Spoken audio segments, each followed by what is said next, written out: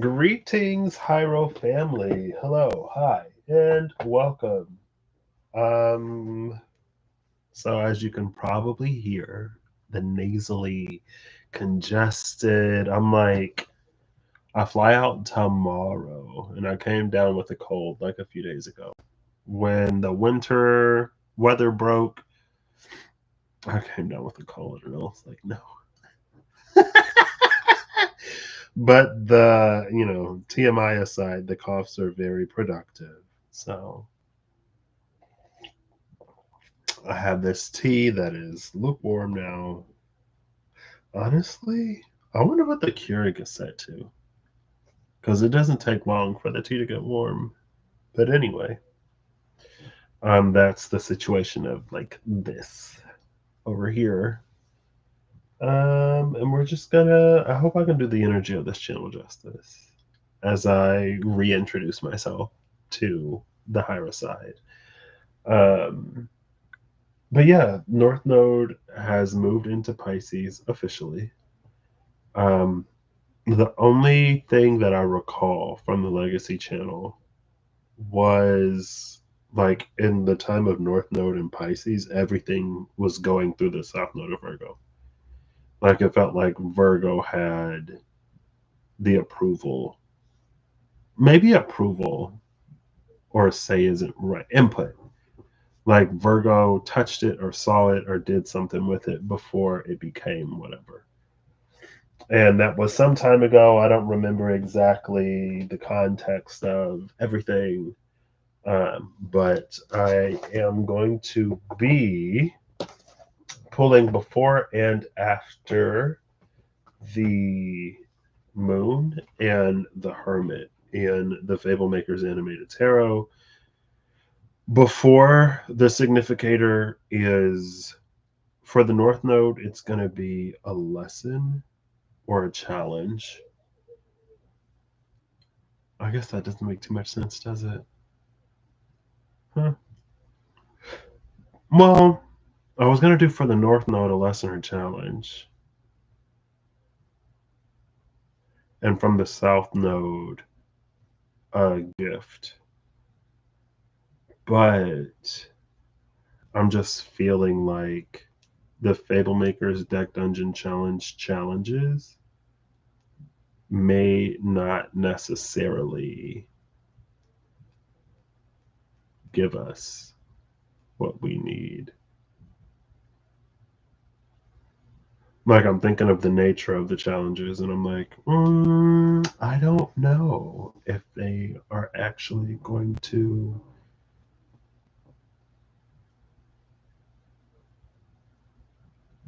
Okay, well, so I have the Fable Makers animated tarot. I have the Wild Unknown Alchemy and Archetypes. I have the Archeo because I wanted to use the Archeo and the Wild Unknown Archetypes. And then I have the Spirit Keepers Tarot, Vitruvian, and Revelations editions. So I could always look before and after and then further clarify with the Spirit Keepers Tarot. And I can use the Vitruvian for the card before, like being related to North Node Aries, South Node Libra, and then the Revelations for the card after. Cool. And again, I hope I can do the energy of this channel justice because I love the higher side. I do. It's just something, I don't know. I feel like it's probably more so internal in terms of like, because like, I guess when I first started this channel, it was just like a means of not escape, but to explore. And so it became something rather than I don't know, it became in a different environment. And I don't want to, it's fine. So hopefully I can get through this video with no issues. If the live drops, I will attempt to get it back. If I can't, I guess it is over. The last two times I've gone live, I got cut off. So, and then like the last time I was live over here, so I guess the last time I was live over here, I was starting to do a self read, and I still read the cards. I mean, part of me was like, do I just pack it up? But I still read the cards, and they were incredibly accurate, I guess, for where I am. And maybe that was just like meant for me. You know what I mean? So maybe like the self reads aren't gonna fly on the Hierophant. Hierophant is like, if you want to read for yourself, you can read for yourself offline. I'm like, okay. Um, but yeah, so let's get into it without further ado and delay. So that's what I'm gonna do. We're looking for the moon and the Hierophant. And then, so how am I going to incorporate that into the well-known alchemy and archetypes? I guess I can add up all of the numbers.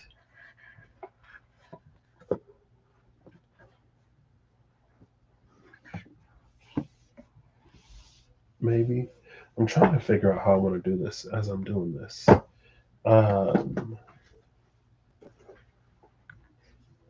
Trying to figure out what feels right. Because I wouldn't mind one alchemy that is like bridging the two. Oh gosh, I'm so out of practice.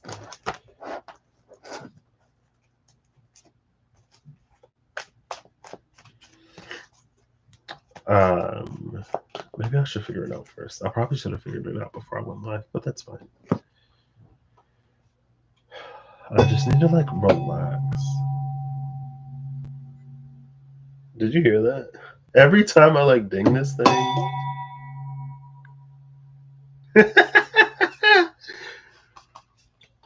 Which is probably about as often as you think.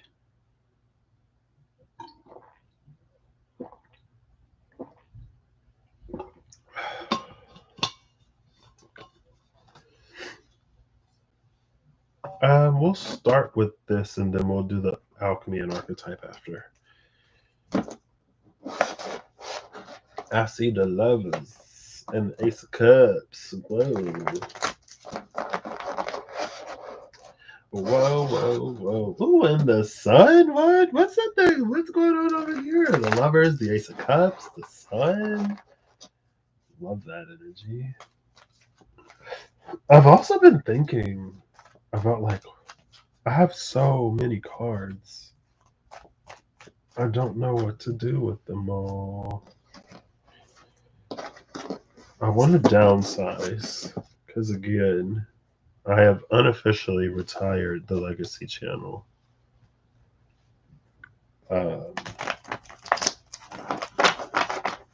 And, you know, who knows how long I'll be on the Hyro side. But we'll see. I may feel a similar nudge over here as I did over there, you know.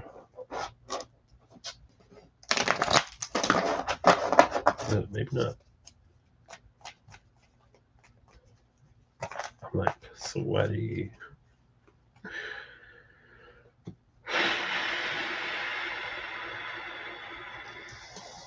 Okay. I'm going to pull from the top. So the card before the moon for Pisces and the hermit for Virgo is going to correspond to North Node Libra on the Pisces side, moon side, South Node, North Node Aries on the Pisces moon side, South Node Libra on the Virgo hermit side. The card after is going to be for, you know, North Node Pisces and North Node, South Node Virgo. Yes. And I'm trying to like be conscientious about the space. I don't know. I had a really good feeling about this year. before it started. And now I still have a good feeling about it.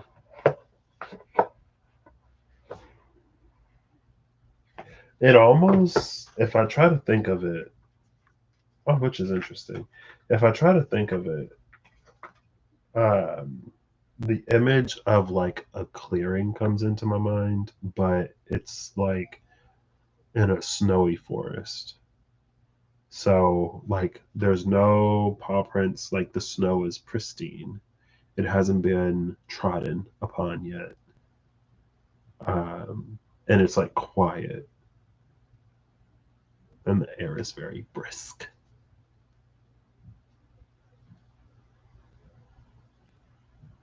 But then it feels like it feels like it warms up really, really, really quickly though. That was weird because it's just like quiet and it's like in that moment of like taking in the silence. It's like the sun just like shoots up into its apex. It's like high noon and everything just like melts and then like blooms. And it's like, whoa, you know?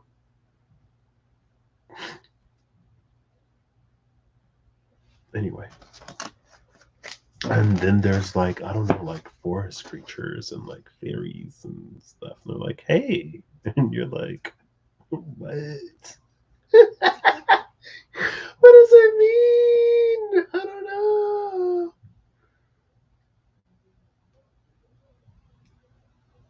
Maybe it speaks of alignments. I mean, I guess that could be like a northern southern hemisphere type thing, right? Because it's winter here, but it's summer in the south.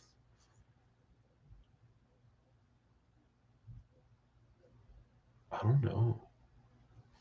Anyway,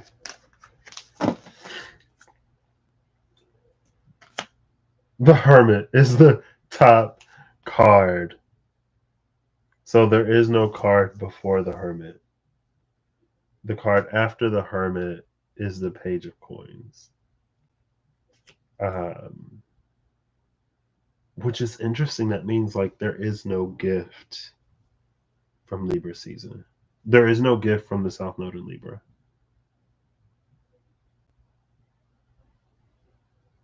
Interesting. Seven of Wands, Seven of Swords, King of Swords.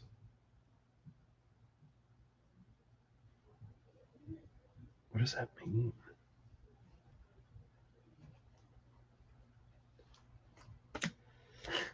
Nine of Wands. Two of Chalices, Three of Coins, Five of Wands, the Star, the Two of Swords, King of Wands, Queen of Swords, Nine of Coins, Six of Wands, Eight of Swords, Queen of Wands, Eight of Wands, Nine of Chalices, Knight of Wands, the High Priestess, Ten of Coins, Judgment, Eight of Chalices, the Magician, the Chariot, Five of Chalices, the Four of Swords, Ace of Coins, the Queen of Coins, Three of Swords, the Devil, the Lovers, the Three of Chalices, Six of Swords, Two of Wands, Four of Coins, Six of Chalices, Ace of Swords, Temperance, Ten of Wands, Knight of Coins, Four of Wands, Page of Wands, Queen of Chalices, Wheel of Fortune, Ace of Chalices, Five of Swords, Nine of Swords, the Hanged Man, the Six of Coins, the Sun, the Ten of Chalices, Knight of Swords, the World, the Fool, Strength, Justice, the Knight of Chalices, the King of Coins, Ten of Swords, King of Chalices, Two of Coins, Page of Swords, Seven of Chalices, the Hierophant, Eight of Coins, Seven of Coins, the Empress, the Three of Wands, the Tower, Five of Coins, Ace of Wands, Page of Chalices, the Moon. Okay, good goodness. We only have three cards left. That's kind of wild. The card after is the Four of Chalices, which is interesting because we've seen the Four of Chalices recently. The last two cards are Death and the Emperor. which is Mars and Scorpio. No, Aries and Scorpio. The Tower is Mars. The Ace of Wands was the card before the Page of Chalices. Interesting.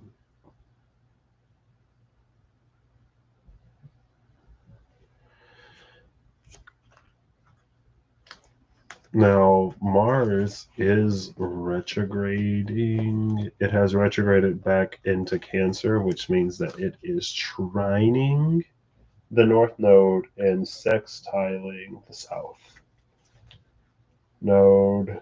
10 of Wands, 6 of Chalices. Very interesting. These pages, too. So the challenge, I guess, that we reconciled or overcame, because again, I was just feeling it like North Node challenges, South Node gifts. Um, let's see. I'm trying to figure out how I want to do this. There is no gift from South Node and Libra. The challenge that we overcame in North Node Aries is the Page of Chalices. What's interesting is that there's no. Oh, I was gonna say there's no fish in this Page of Chalices, but it pops out of the cup. And so as it was sitting on the table, I didn't see the fish, but when I picked it up, I was like, oh, it peeked outside of the cup. No, see, there's no fish. There it is. Excuse me.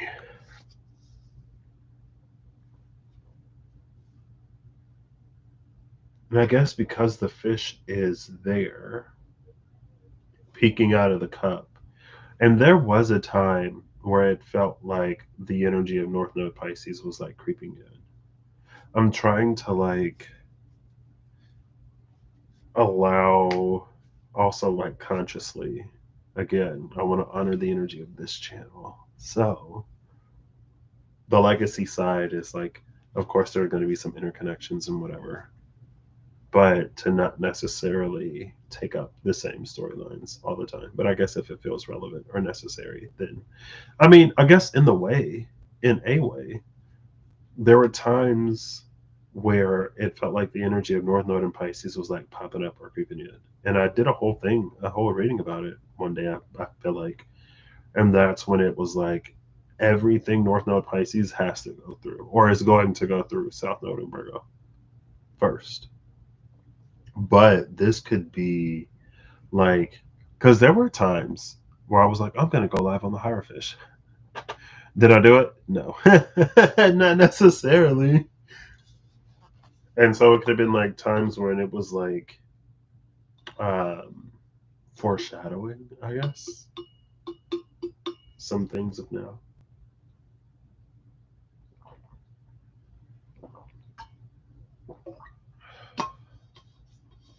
And then the challenge of the Four Chalices. Again, it came out on the Legacy channel, but I feel like it was clarifying the challenge of receiving, maybe. Or no, the Four of Chalices was the challenge. And there was a higher self or a future self or some aspect of the divine that was giving the right chalice. So in the challenge of the Four Chalices, it's there are 4 cups.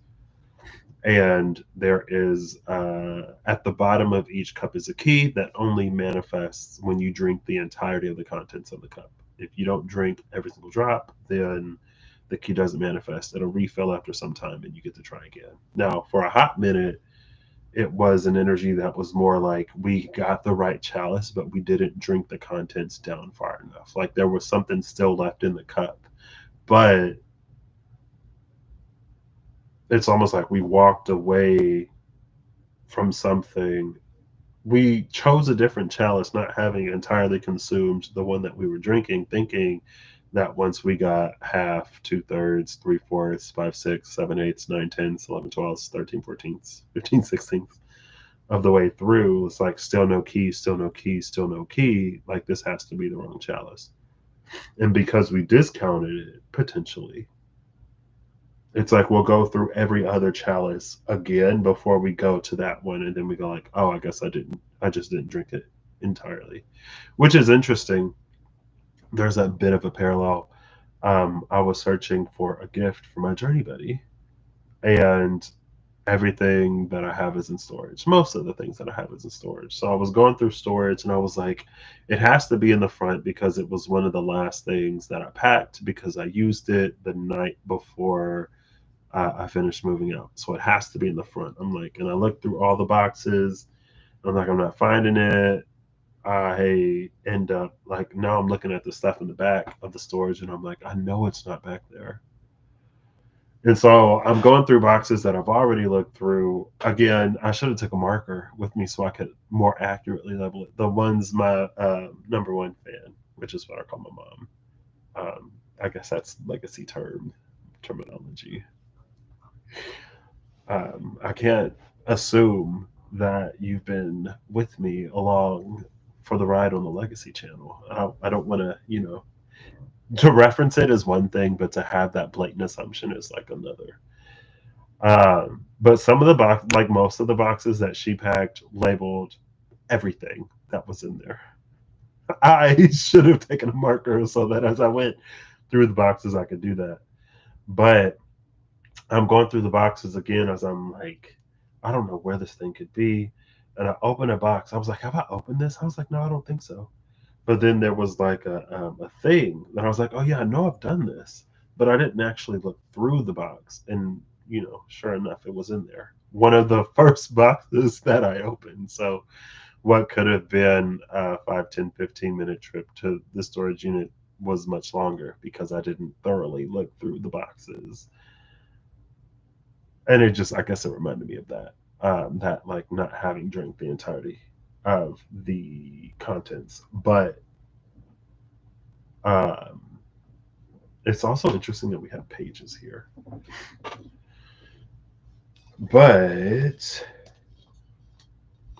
yeah, that was the forage houses. Fine.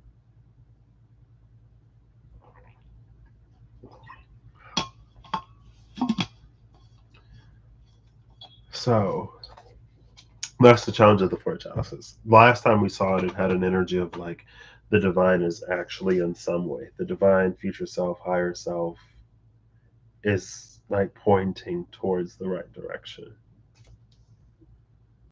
Is helping you overcome a challenge or is eliminating the challenge in it, which is interesting because we also saw on the Legacy channel recently the flame, the mentor, and the river.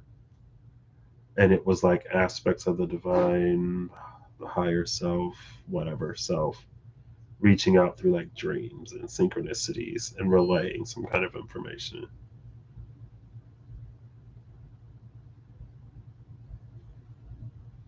It takes the challenge out of it. And then the gift of South Node Virgo is this page of coins.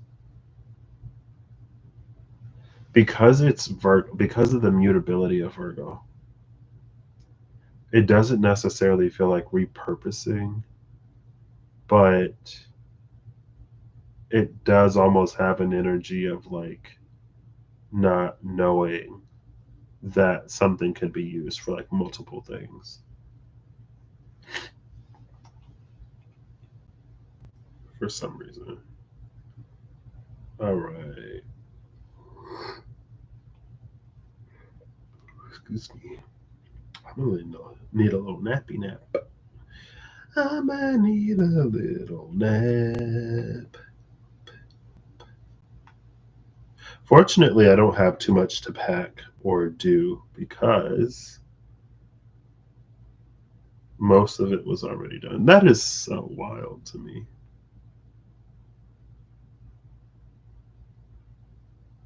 Okay, so we're looking for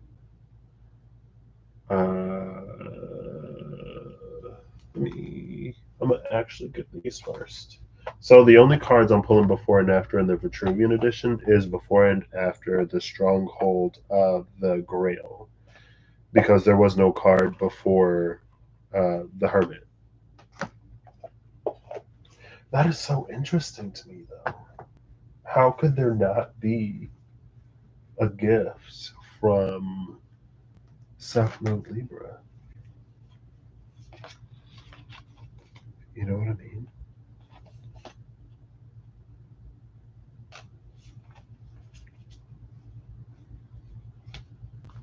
The Journeyman and the Star. The Healer. The Journeyman and the Healer. Ooh. Oh my gosh, look what the card just flipped over. And it flipped over like right on top of the title card. I always show the back of the title cards. And then the Healer still at the bottom of the deck. Do I take it? Sure.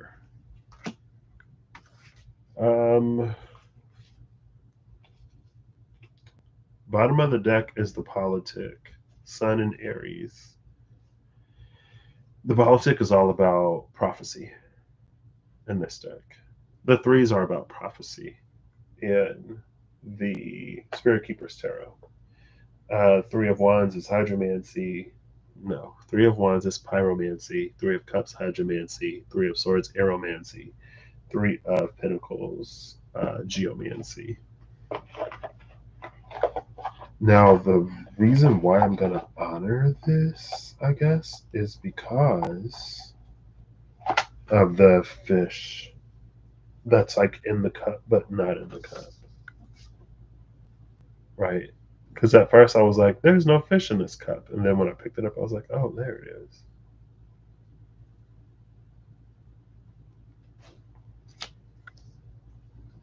And that was from North Node Aries. The title card.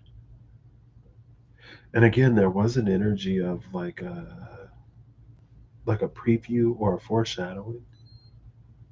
I always wonder because like we have created and have indulged in so much, so many literary works or cinema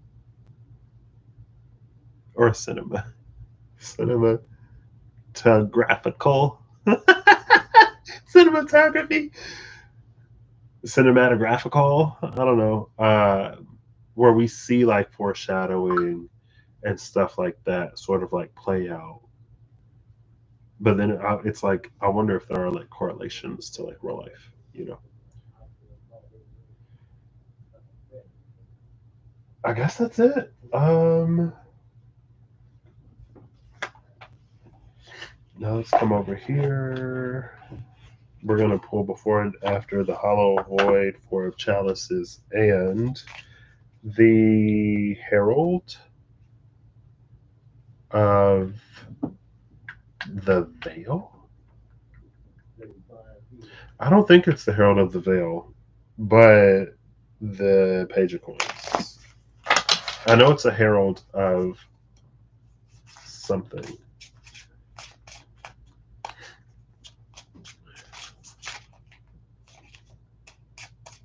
And one more. Oh, the Two of Cups flipped over this time. Thank you.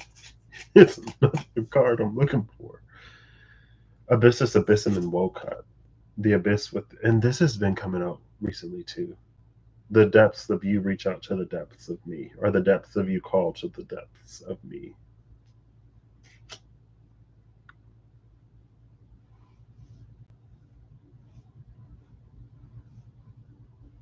Look at what's at the bottom of the deck over here, the Politic. Oh my gosh.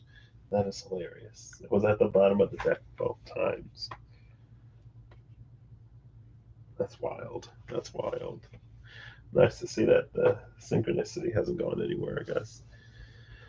I'm going to pull these from the bottom. No, I'll pull it from the top. I'll keep it consistent. So we're starting with the Seeker, the Quester, and the Defector. The Seeker and the Quester are such interestingly similar energies. right? The one, like, seeking could be one's quest. But then the defector is here as the one who's like walked away from it.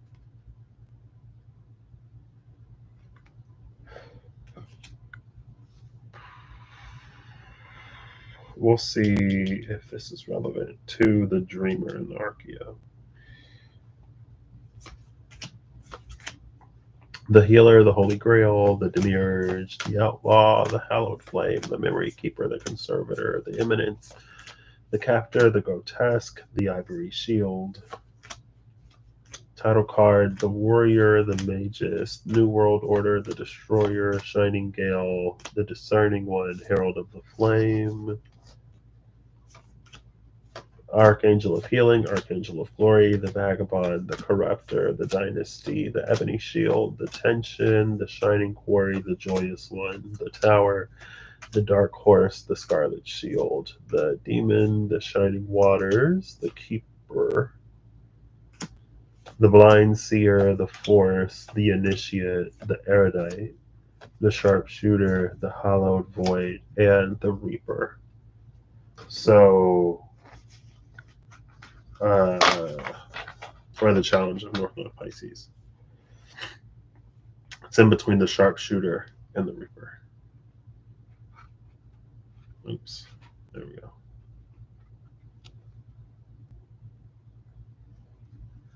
Interesting.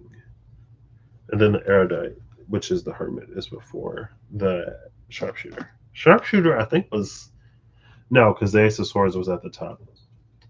I feel like I've been seeing the sharpshooter a lot. In this deck in particular, it almost symbolizes a sort of alignment between the self and the divine.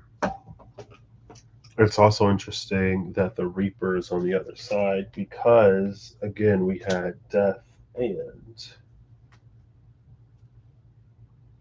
the Emperor as the final two cards after this window of Pisces. Passage to initiation is the Reaper. Oh, Herald of the Waters, the Mason, the Gardener, the Golden Shield, the Hierophant, Herald of the Winds, the Shining Flame, Apocalypse, the Lovers, the Haunt, the Angel, the Pugilist, the Empress, the Giver, the Priestess, the Sacred Word, Wish Granted, the Chariot, the Rogue, Wheel of Life, the Convalescent, the Necromancer, the Burdened One, the Contender, the Chancellor, the Emperor, the Champion, Archangel of Mysteries, the Kindred, the Bereaved, Archangel Commander, Herald of the Earth, and the Hector. Dedication of the Adept is the Herald of the Earth. And there are 3 cards left this time. So they are the Politic, of course, the Bread of Life, and the Journeyman. The Journeyman is the Adept. So Herald of the Adept. Oh, so interesting. In the Journeyman, there are 7 labors, I guess, that an individual goes through before they get a mastery of the Living Wand, which is this one. She is completing her 7th, and then she will be bestowed with that. Now, it's interesting because in the Bread of Life, it is being presented to her.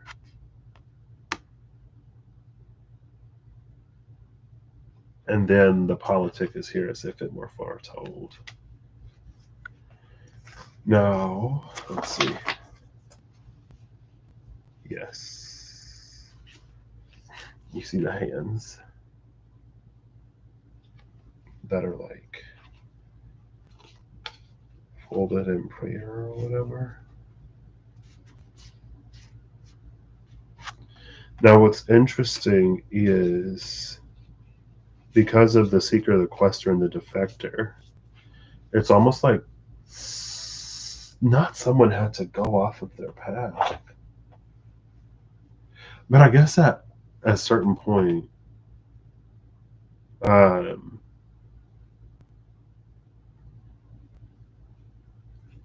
one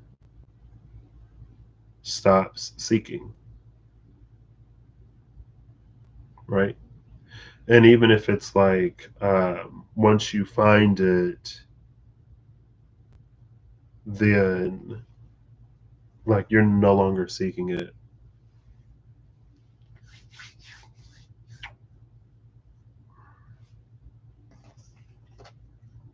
Also, the Hector is like kind of wild. This energy came out on the Legacy channel recently. I know I'm getting readjusted, y'all. Give me a minute. But it had the path to the sun in it. Now, what's interesting is, though, there is a similar energy to this sharpshooter that is part of the challenge of Pisces. Meaning, like, the stuff going on in the top of the card being different than the stuff going on in the bottom. So, I guess for some, that could be the inheritance of a divine fight. Right? Like, let's say that, for example, um,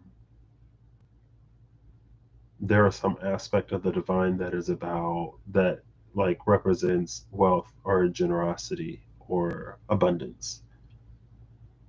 Then it's like that energy naturally competes with like poverty or lack or stock holding, stockpiling. There you go. It naturally competes with like a stagnating energy. And so as someone takes on whatever mantle, maybe they like it becomes their life's mission to make access to like clean water or whatever more globally um, accessible, stuff like that. That could be like taking on a divine fight. Um, right. Like, or if there's some aspect that is about like righteousness, then it is maybe a fight against immorality or whatever.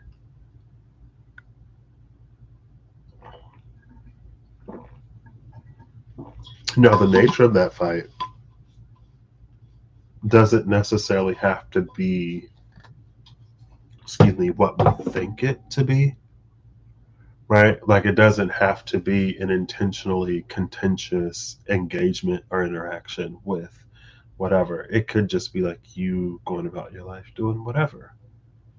And it naturally sort of combats that as you spread more knowledge or abundance or whatever, then you naturally combat like the other thing. Excuse me. Archangel Commander being here is kind of wild, low key.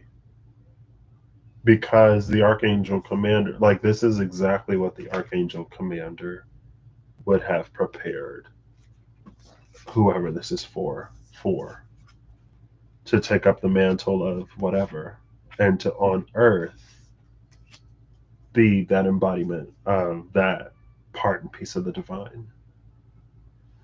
Like the Archangel Commander came out what, years ago at this point? I feel like it was 2020, 2021. And the story of the Archangel Commander was there was something that we prayed for to God for, or Archangel Michael. We sought protection against something. We sought some wrong to be righted through divine intervention.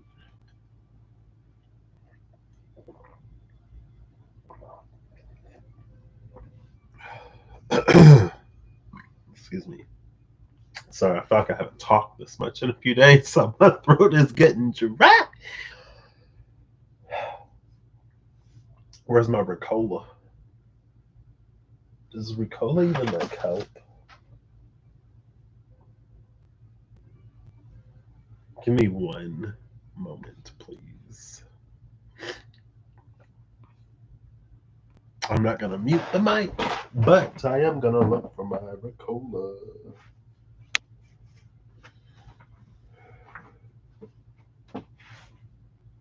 Is it this? No, it's in a gray Walmart bag.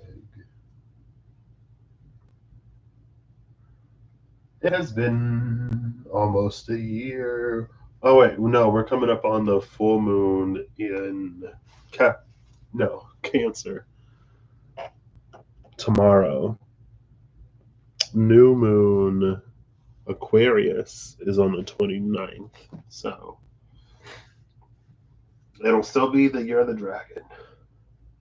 When I get these things sent out that I got last year.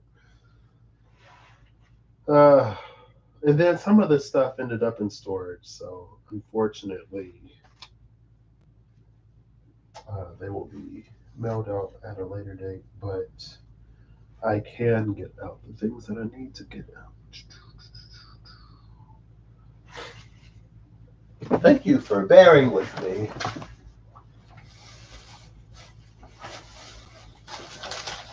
I mean, this is the Hyro side, so I'm kind of not surprised to see this here because there was a reading a while ago in that brief period of overlap where I was like, oh, girl, hold up.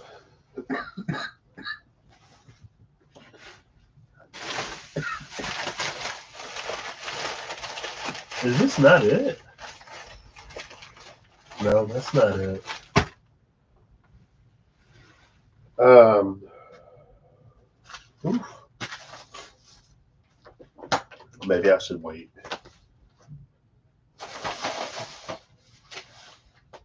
I'm gonna go check on the laundry. I know I'm doing the most. I'm so sorry. I am still preparing for my trip, so one moment, I shall return.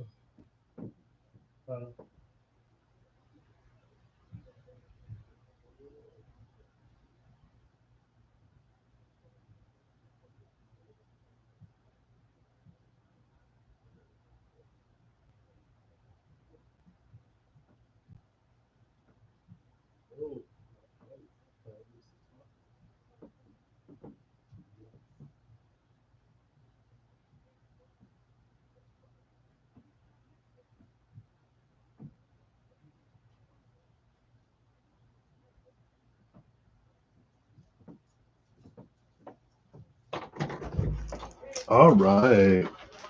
So, after a hunt and a search, my Ricolas were, I don't know where. I mean, I just had the bag.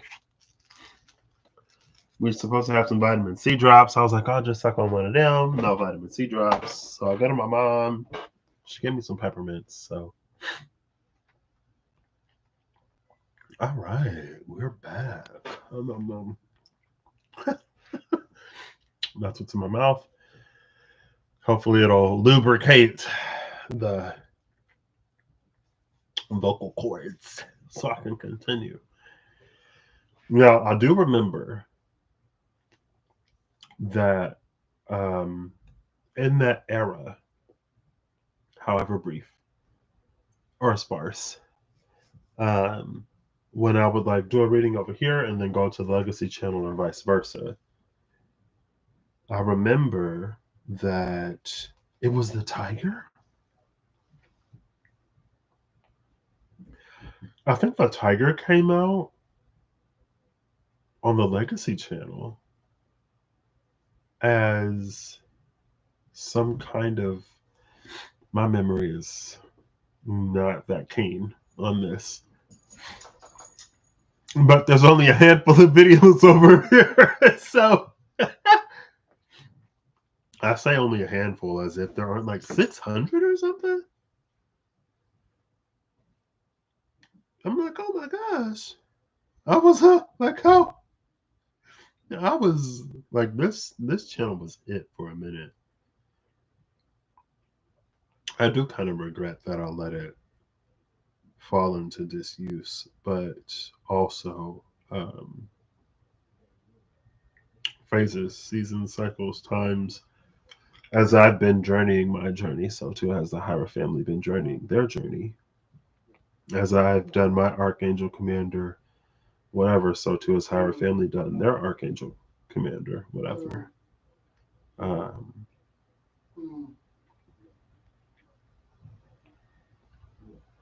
is it Lion?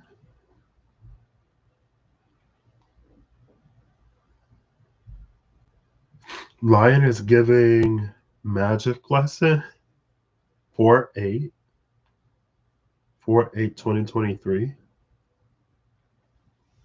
April 9th, 2023, which is interesting.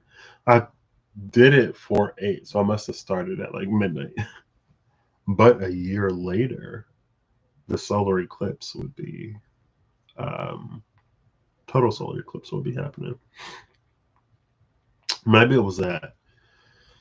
I think it was Lion, because it had came out on the other channel, but I feel like it wasn't really doing much.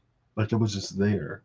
But on the higher side, 258 videos. Okay. On the higher side, it was like actually like doing something. And I was like, whoa. But then also there was the waterfall and that like higher whatever. Speaking of this like stuff that's happening up in the clouds. But with waterfall, it was like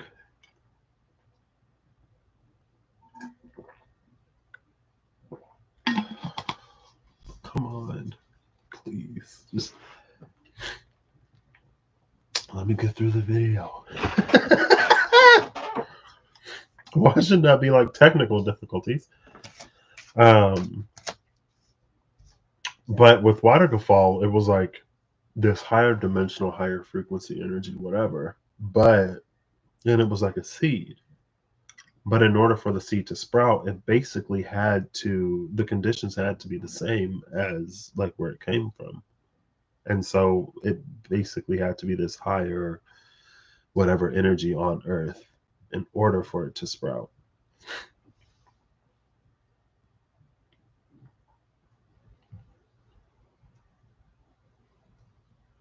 Cool. So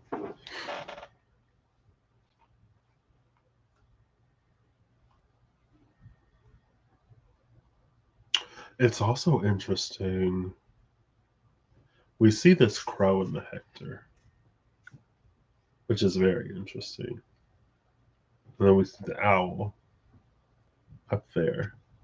And again, we have this like Athena type energy. Diana, maybe.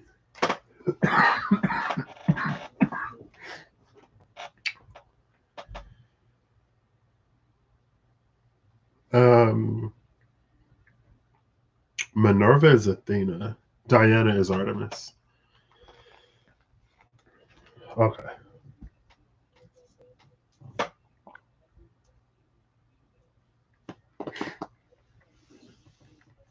Dedication of the Adepts. All right, where am I going with this? The Death Dungeon challenges. So the Page of Cups.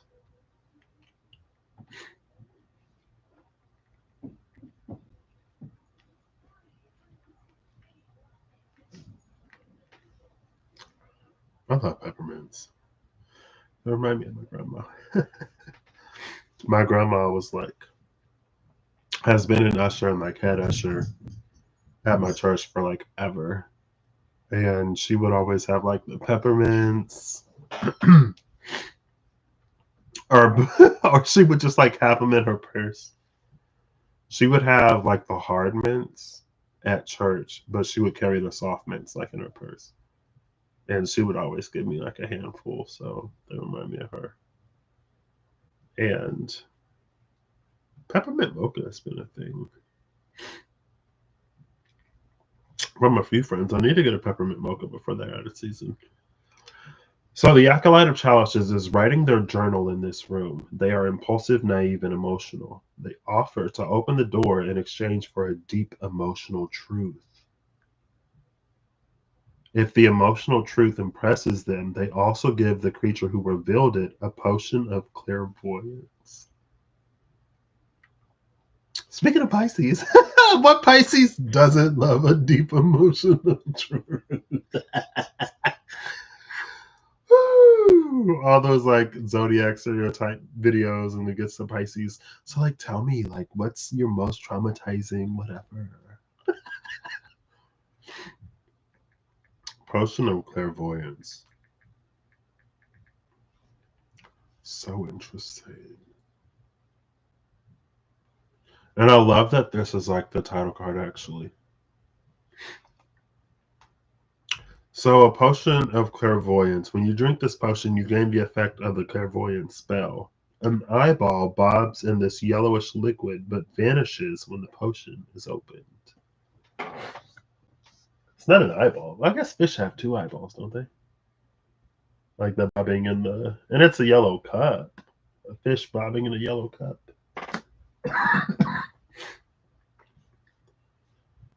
One second.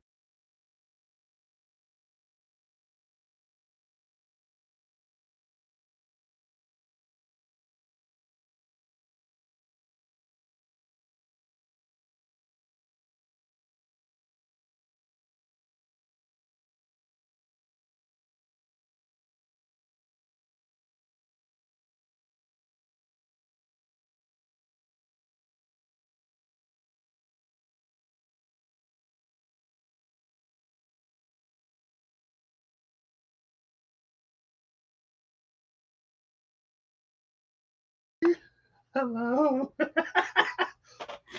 All right. So an eyeball bobs in this yellowish liquid, but vanishes when the potion is open. So the clairvoyance spell. Ooh, she's a big one. It's a third level divination spell. Casting time of 10 minutes, range of 1 mile. It has a visual, I think somatic and material component. A focus worth at least 100 gold points, either a jeweled horn for hearing or a glass eye for seeing is the material component. Jeweled horn for hearing, glass eye for seeing. It's concentration up to 10 minutes. It can be learned by a bard, a cleric, a sorcerer, or a wizard. So You create an invisible sensor within range in a location familiar to you, a place you have visited or seen before, or in an obvious location that is unfamiliar to you, such as behind a door, around a corner, or in a grove of trees. The sensor remains in place for the duration, and it can't be attacked or otherwise interacted with. When you cast the spell, you choose seeing or hearing. Excuse me. I'm so sorry. There's a lot of bodily functions happening. I'm so sorry.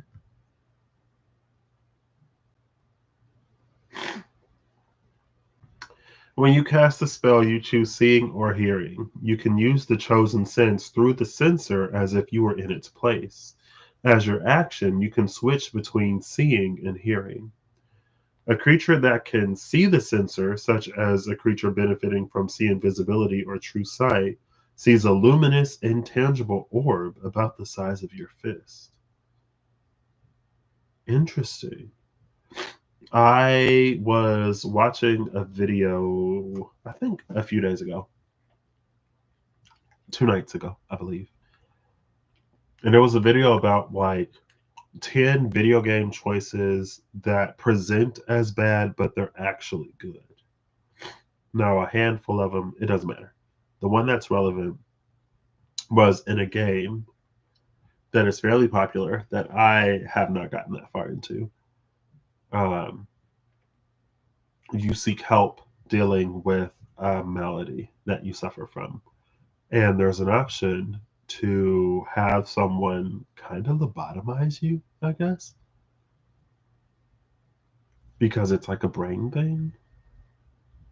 But if you allow him to do it, and if you go through all the pain, he'll take one of your eyes, but he'll give you an eye that lets you see invisible creatures. So in the game, or in the video, is presented as like you lose nothing and you gain the ability to see invisible creatures. Now, you know, the character in the game goes through excruciating pain. As the player, you don't feel the pain, but the character does.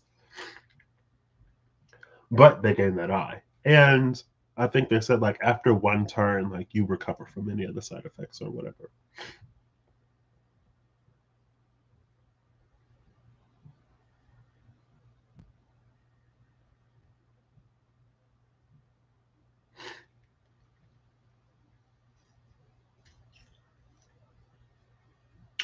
This is so interesting.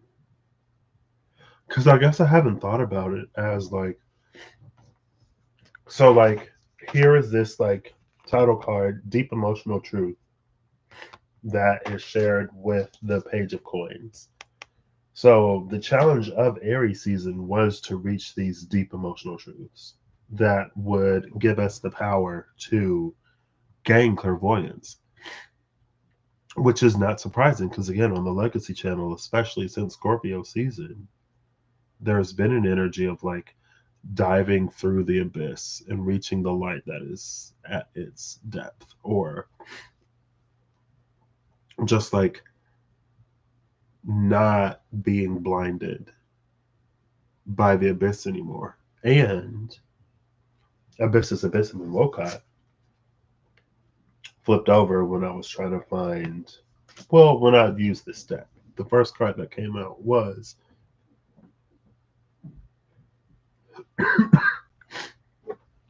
sorry. Goodness, I might need to like blow my nose. There's a lot of stuff going on over here, but I want to get through this. And I was like, oh, so this eye,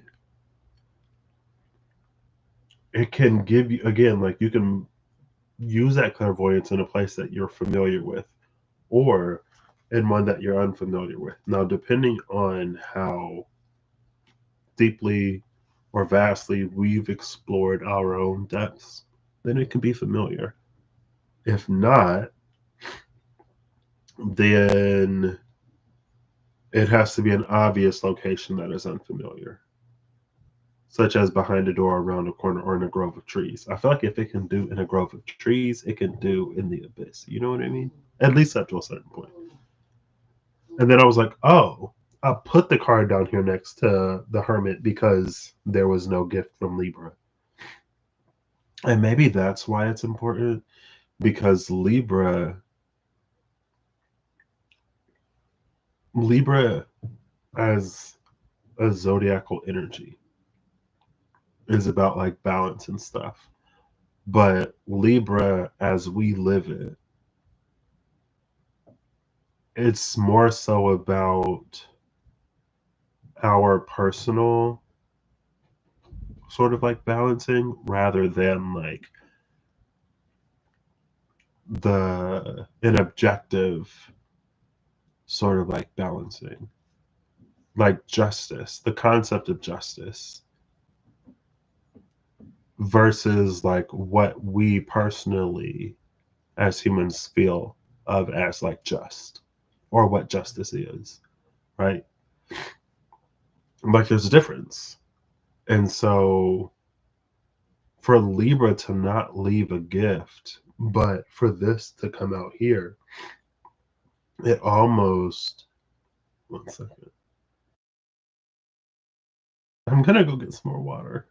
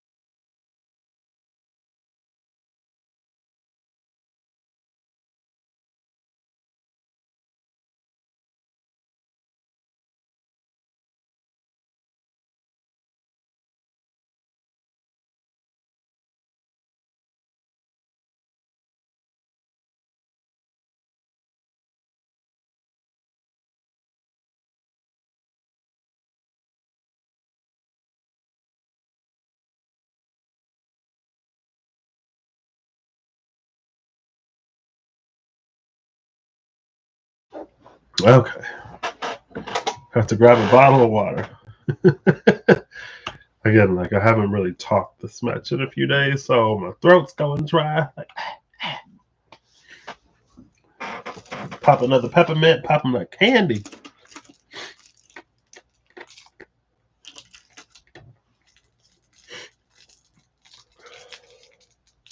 What was I saying?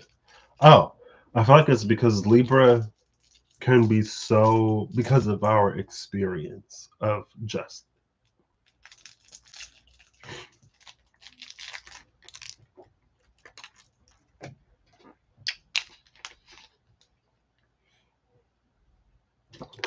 Excuse me.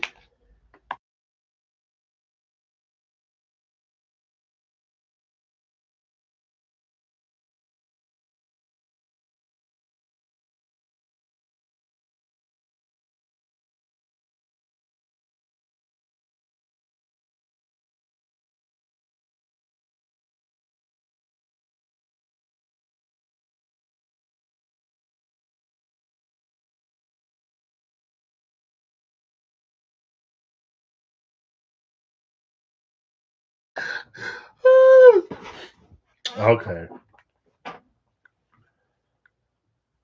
Because of our experience with Libra and Libran things like balance and justice,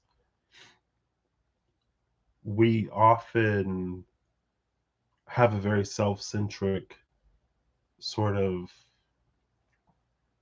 view of it.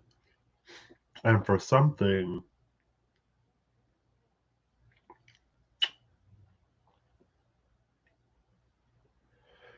especially of like the deeply personal and emotional level of whatever, and that's so interesting. Maybe it's not, because North Node Aries, South Node Libra is to venture out and to establish an identity, a self, but to not forsake the village or the past or who we were before. Everything that it took to become who we are. North Node Aries, South Node Libra is to still honor it.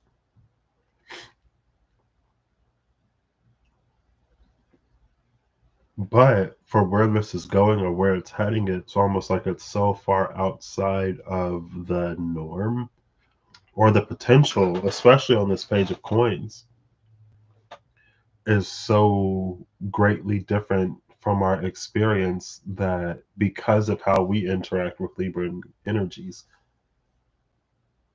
it's only a it would only be to our detriment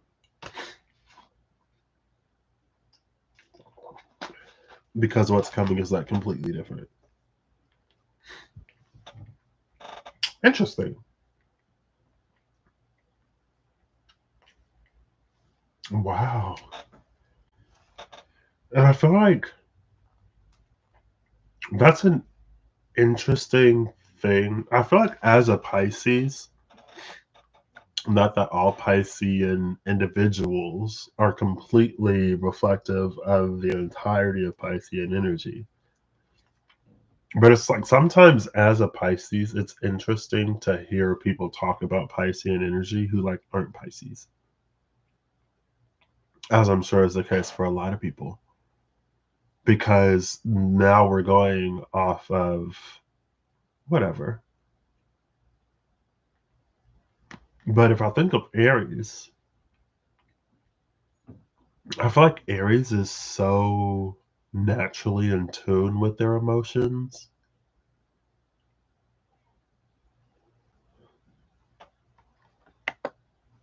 One second. Why does she keep calling me?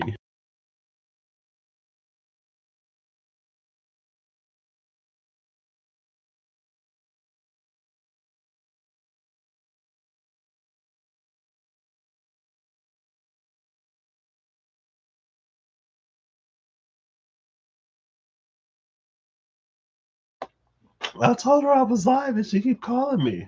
And then she was like, I was like, what? She was like, nothing. Never mind.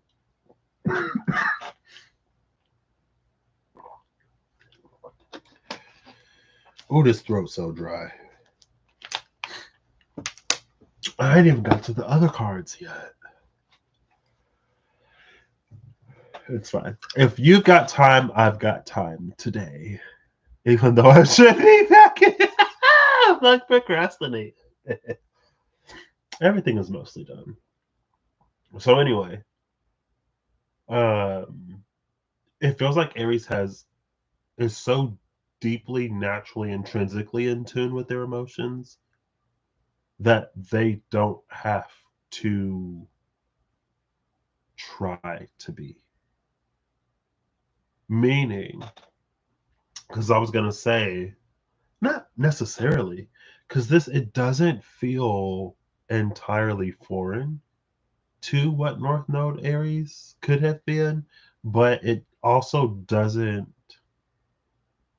necessarily feel like it would be at the forefront of what we may think because it was Aries, right? Like the emphasis could have been more on the doing or the creating or the being cardinal or like the authenticity maybe, but authenticity has that deeply personal, emotional, connected root.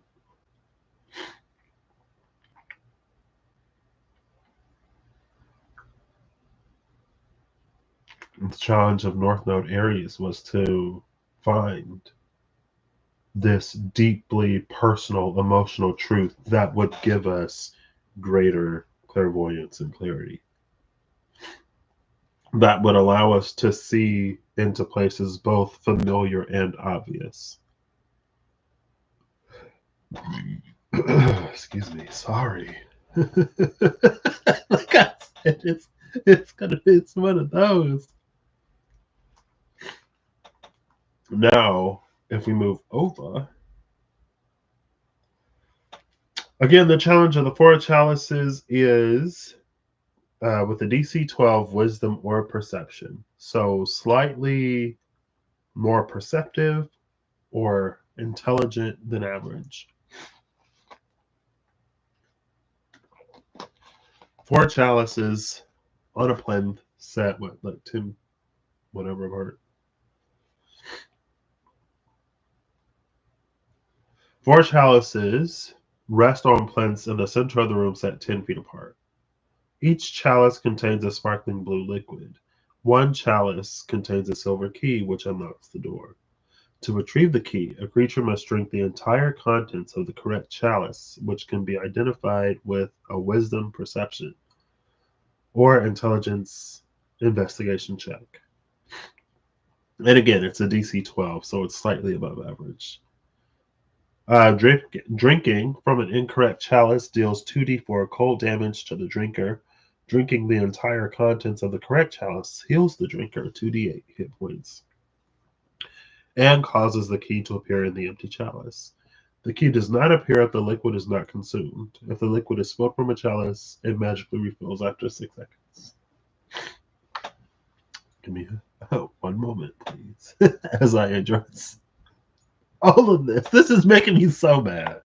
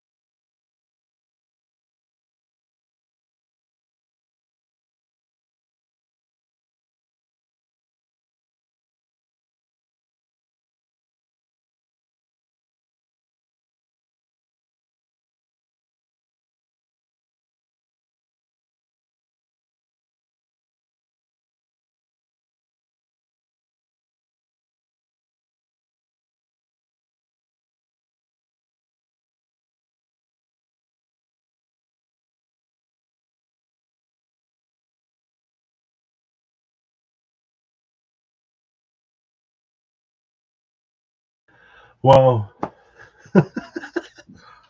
I would like, yeah, that's Vicks. I was like, let me just get some Vicks. Again, I haven't like talked this much, so it's just like I feel like a lot of air is drying my throat out. I had to suck on a menthol cough drop. Anyway, okay, so back into it. Goodness. Maybe. I was like, what was that voice? Maybe.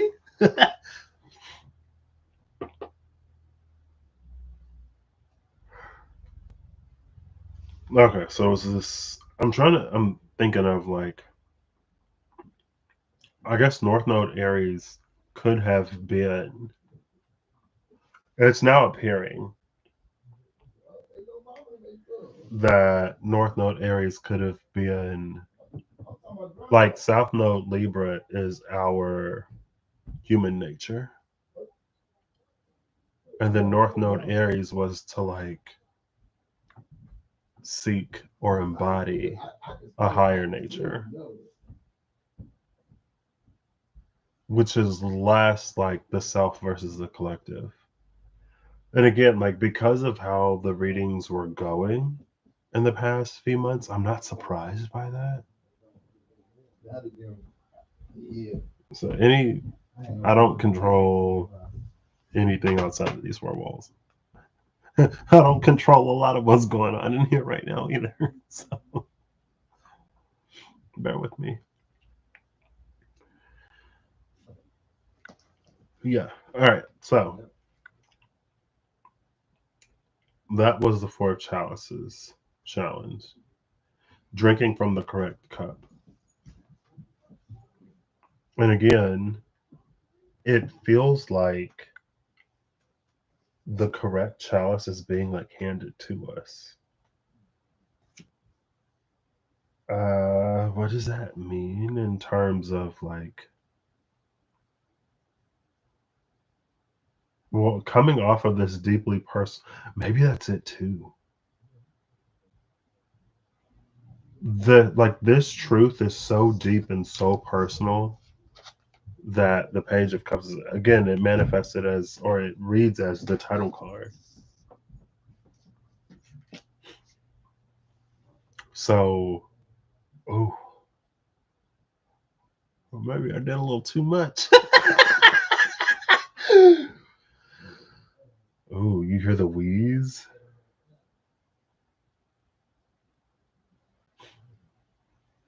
So, with this Four of Chalices, but this is an energy of like the manifestation of a heart's desire. And maybe that's North Node Pisces in some aspect and way.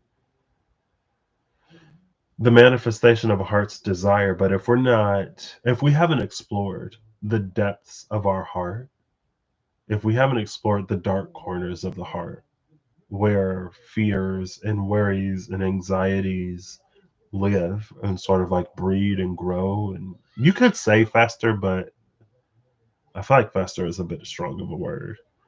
Um,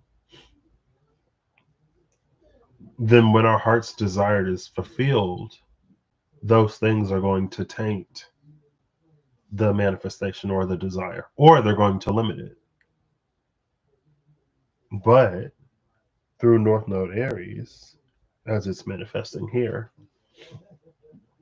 as it's manifesting, as the cards came out,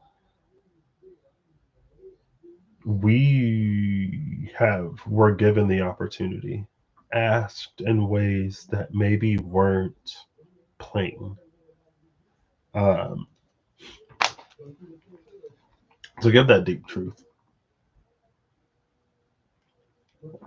to explore the depths, to explore the abyss, to know our hearts and our souls fully,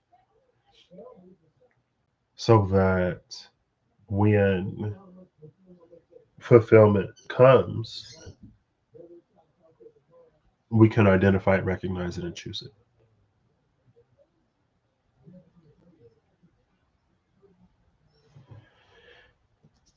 And then again, we have the Reaper passage to initiation.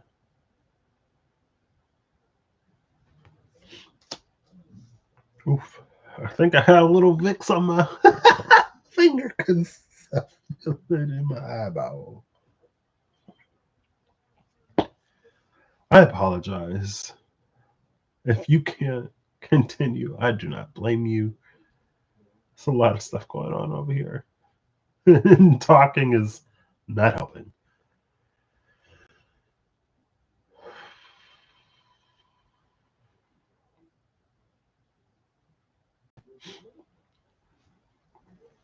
So then with the page of coins, the challenge of the acolyte of coins is the acolyte of coins is practicing their sword forms. Practicing their sword forms. Oh my gosh. And these are the cards that came out to clarify it. Interesting. Interesting. Love it. Again, the synchronicities are synchronicity-ing. One moment, please.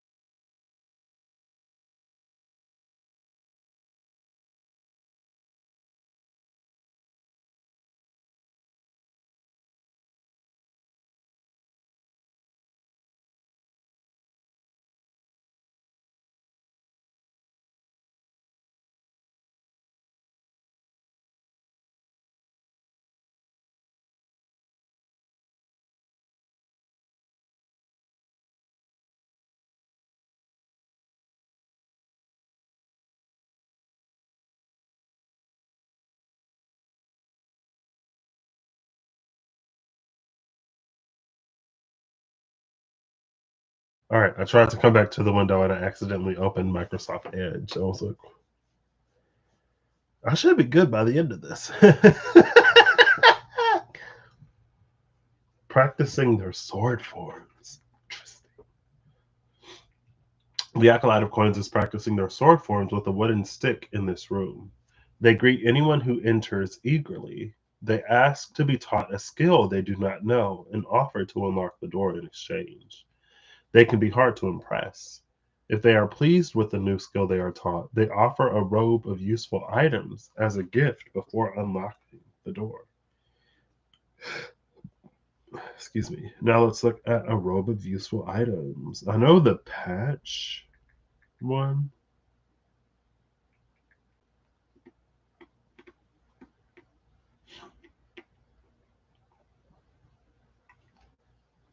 Is it the same? Yeah. The robe has cloth patches of various shapes and colors covering it. While wearing the robe, you can use an action to detach one of the patches, causing it to become the object or creature it represents. Once the last patch is removed, the robe becomes an ordinary garment. So the robe has two of each of the following patches: a dagger, a bullseye lantern, field inlet, steel mirror, 10-foot pole, hempen rope, 50 feet coiled, and sack. In addition, the robe has up to 16 other patches. The DM chooses the patches or it's determined randomly. So it's interesting because that bullseye lantern, I'm watching this new show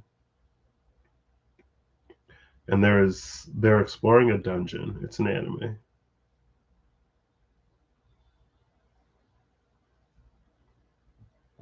And as they're going through this dungeon that they've hardly explored, they're like sweeping for traps and stuff.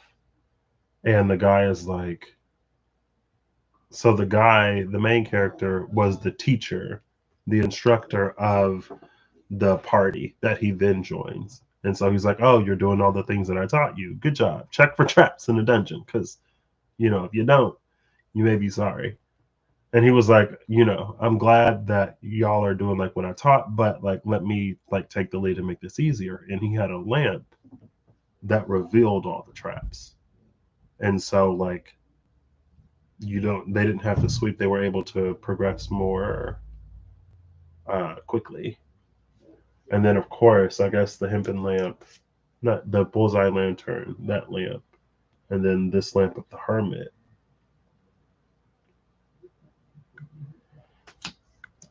Now,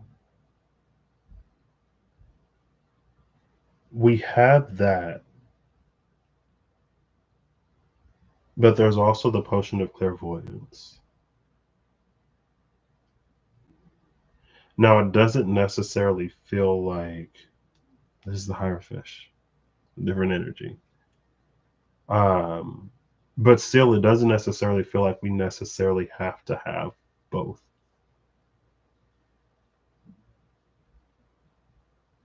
But there's something about a deeply personal truth revealed while the North Node was in Aries. So that's roughly June of 23, I believe, because it's 18 months.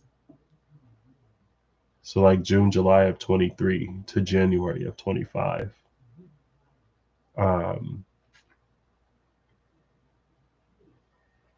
That personal truth that highlights and illuminates things and allows us to sort of like see. Now,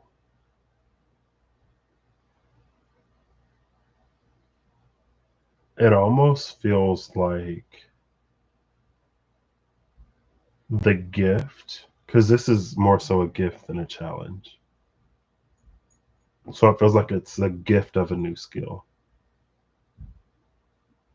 How shiny that is. I should have been using Vicks for days.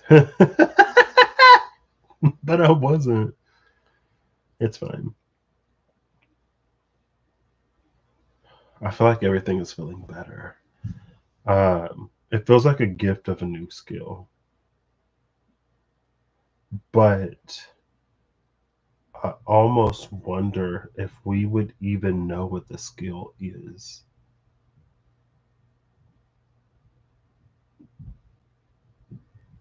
With the Archangel Commander and the Hector, there's an energy of being like perfectly prepared for whatever, no matter how daunting the task. And whatever being like a specific thing more so than whatever being like everything, right? Being perfectly prepared for something. It could be whatever. But more generally, it feels like being perfectly prepared for something that may seem daunting or whatever, but we actually find out that like we have the skill or whatever.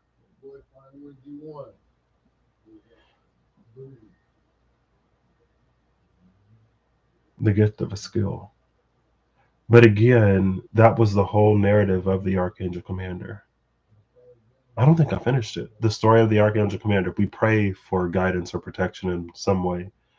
And it's like we're like, Archangel Michael, help me with this or protect me from this. And he's like, oh, I don't have my sword. And then we're like, what do you mean? And he's like, my sword has plummeted to earth. I will send you on a quest to retrieve it, and then you will have the means. Speaking of like the seeker, the quester, and the defector, my sword has plummeted to earth, and you will seek it, and then you will have the means to remedy whatever malady you face. And so we go through whatever, we're getting stronger and stronger, and we deal with the hard, scary thing that we never thought we could do or that we was asking for protection and guidance from. And then we go to retrieve the sword, and then Archangel Michael's like, that's not my sword. And you're like, what? And he's like, yeah, like I always have my sword. You can't separate Archangel Michael from the sword. And then you're like, that's what I was saying, but you said it fell to earth and blah blah blah. And he was like, it was important for you to learn to find your own sword. And then after that, he like trains you. and like spars with you and how to wield it or do something.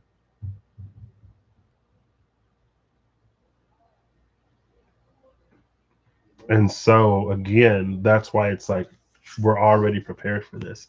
And because this is the Hector, the Five of Swords, we're like overly prepared for it. Like we're gonna crush it, like literally. Um, and it may seem like it's not even a fight.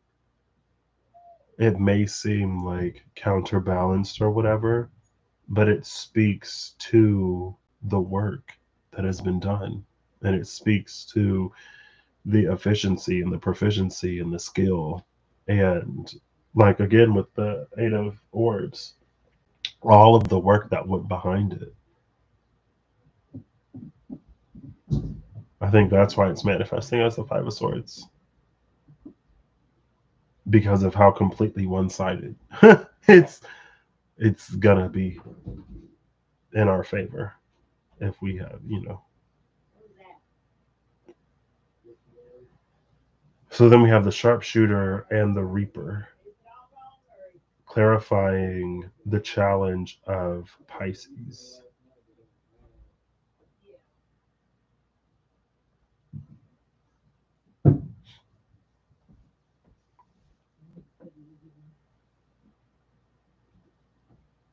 Passage to initiation is the Reaper.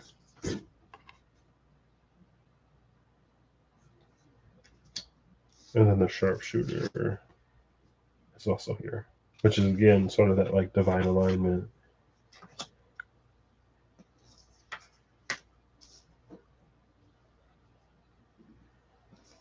I don't think this is necessarily nomadic, but there may be things that require our help or assistance while the North Node is in Pisces. And it's feeling like a very sort of like charitable act. So it could be someone who needs help or an organization or whatever. And maybe it's like a role that doesn't pay a lot, or it's a client that can't afford to whatever. And like I was just watching Monet Talks with Monet and Trixie, and how they're talking about, even as they're like really successful and their booking fees are whatever the booking fees are, like there are still some venues that they like to like perform at. And so if the booking fee isn't necessarily there, then if it's something fulfilling or worth doing, then they'll still do it. And it's kind of sort of like that energy.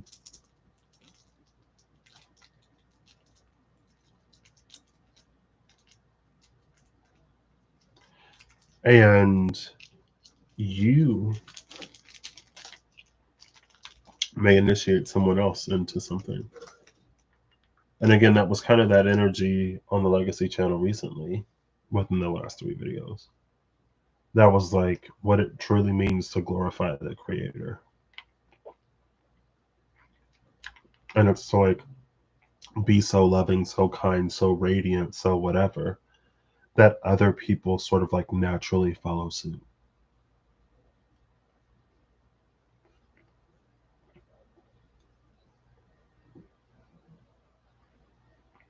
And it doesn't necessarily have to be imbalanced, right?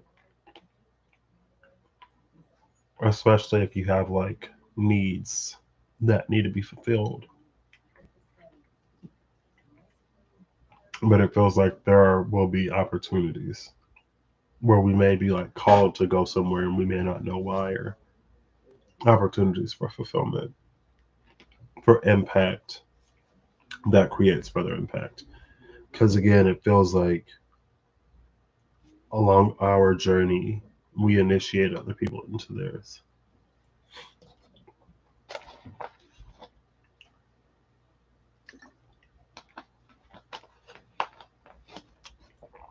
Cool. I think I'm only going to get one alchemy for both of these because they don't feel separate.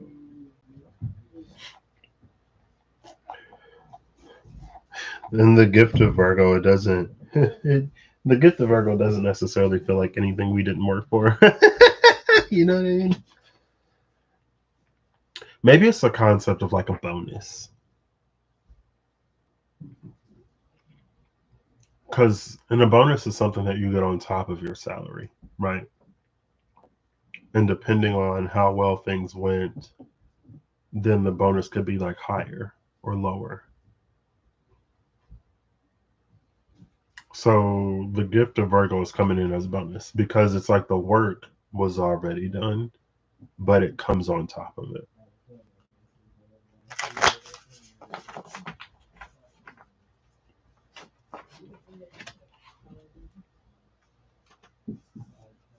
And yeah, these things will be like deeply personally resonant. A lot of what if Pisces North Node challenge is the Four of Cups, it's a challenge of even within the Four of Cups itself. There's a challenge of seeing, recognizing, and taking on these things that are like deeply personally fulfilling or resonant or for us or our path or our journey. But if we haven't faced the self in the depths of our heart or our soul or whatever to the point where we're comfortable and can navigate and have that clarity and clairvoyance in it, it would be either impossible to identify or we would just have so much resistance to it. We will be naturally avoided because it's these challenging, difficult, hard things that we've been. I feel like at this point, active, maybe not. Excuse me. I was going to say that we've been actively avoiding, but I don't think that necessarily has to be the case. All right.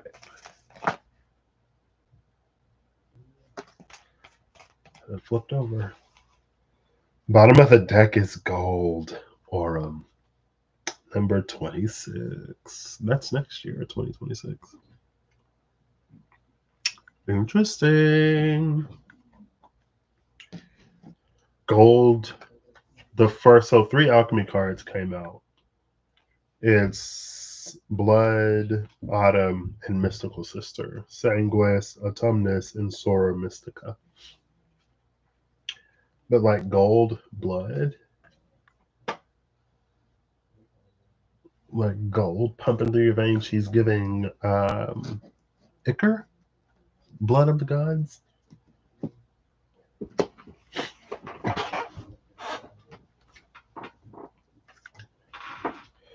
And then in autumn, it's a time to reap all the gold up here.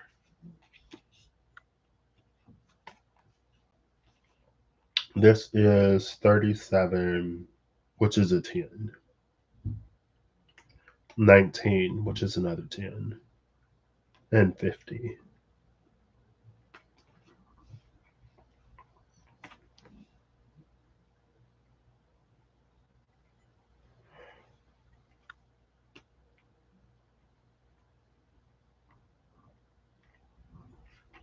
See, I love this. There is a greater illumination to this mystical sister because this moth isn't attracted to this flame in the dark, and it's the only one we see within the image. That feels significant. Again, autumn is giving a time for reaping, a time of harvest, for completions. That is this 9. Blood is maybe giving something so intrinsic and vital to us and who we are.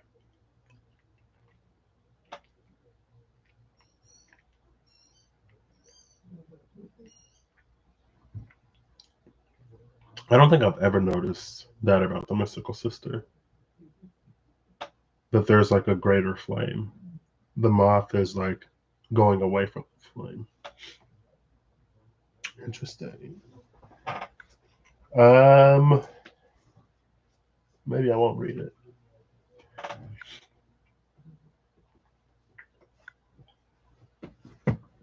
So then let's get an archetype, and I think I may end it here.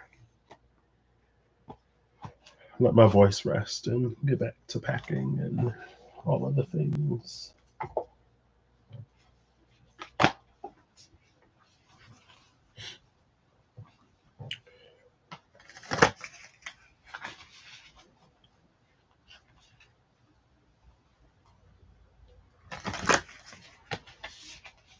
So interesting.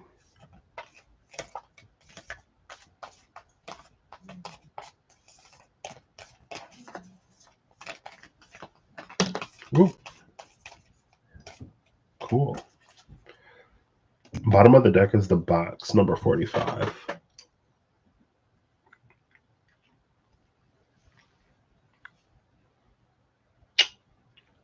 Number 44, sorry. Number 44 of the box. XLIV. 10 before 50, 1 before 5. Interesting. The cards that come out face down, the Desert 32 and the Vessel 49. No, 69. 10 after 50, but 1 before 10. 69 and 38. Interesting. Yes? Yeah.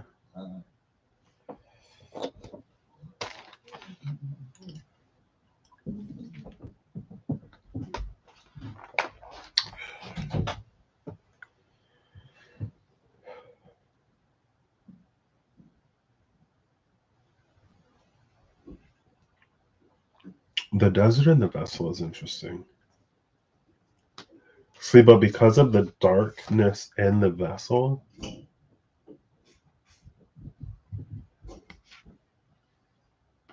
this faintly glowing orb would be that clairvoyance.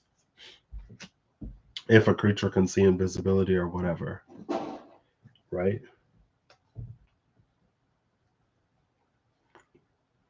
Let's see if we can go back.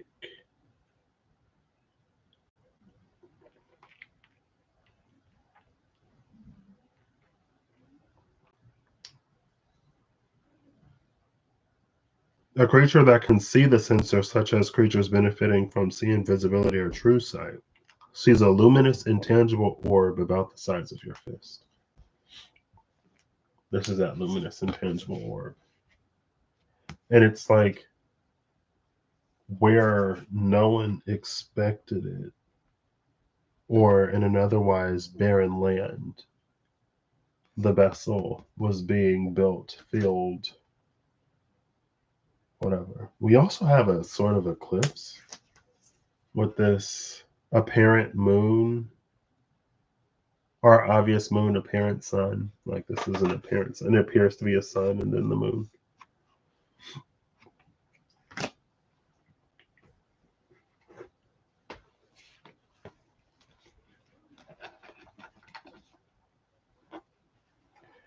Interesting. But again, if you've been aware, Abyssus, Abyssum, and Mocha, the abyss or depths of you, culture, the depths of me. That's why there's no awareness here.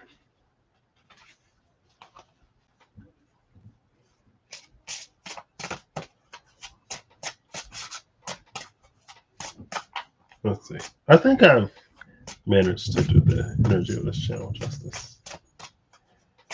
Again, as I re-acclimatize.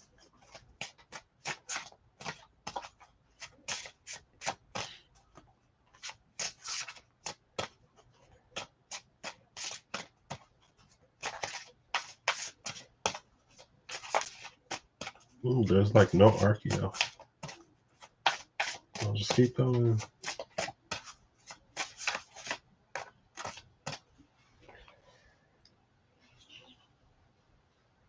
Was that the hero? No, the Siren. And the Duende?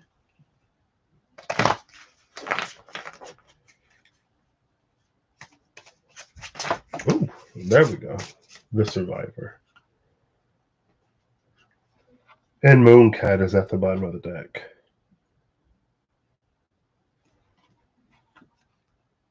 The inventor is behind Mooncat.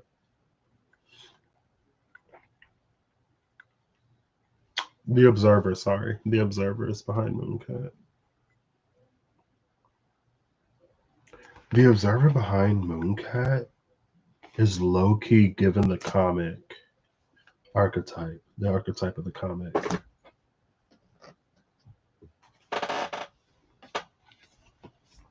The box and the animal.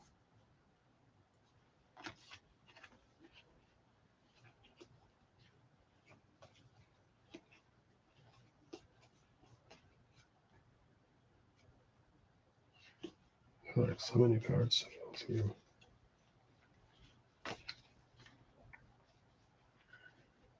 I feel like I'm like everything is finally starting to calm down.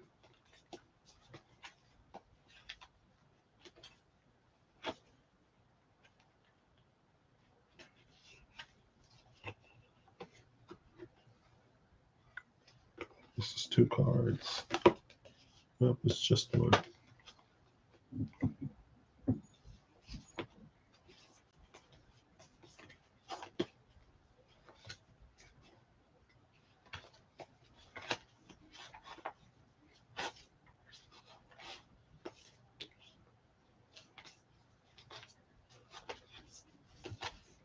Is this card at the top of the deck?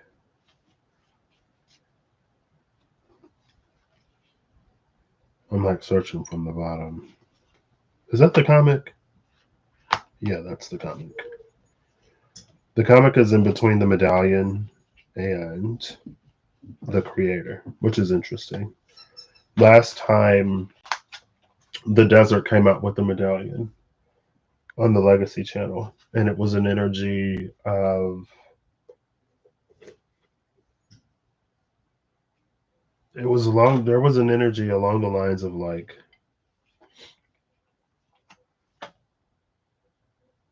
what isn't granted to us just because there's a lack or just because there's a need. How lack and need and absence doesn't necessarily entitle us to certain things. And so it was like some hands will reach up and be presented with the medallion, some hands in the desert will reach up and be presented with nothing.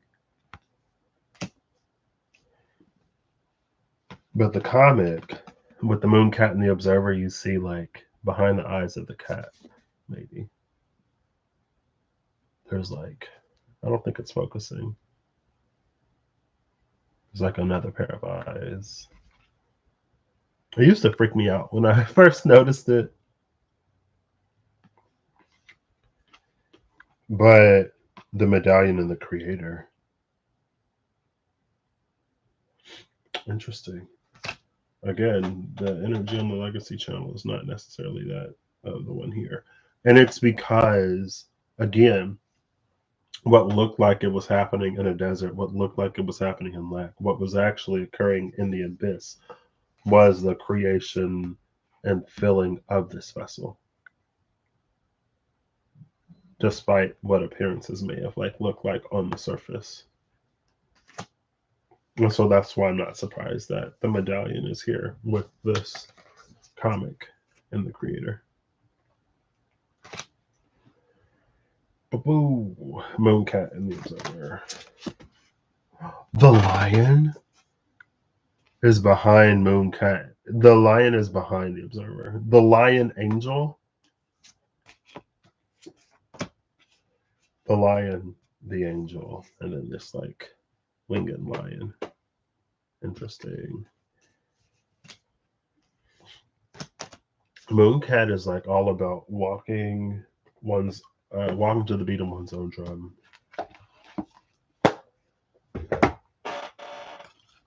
I'll read the Mooncat first.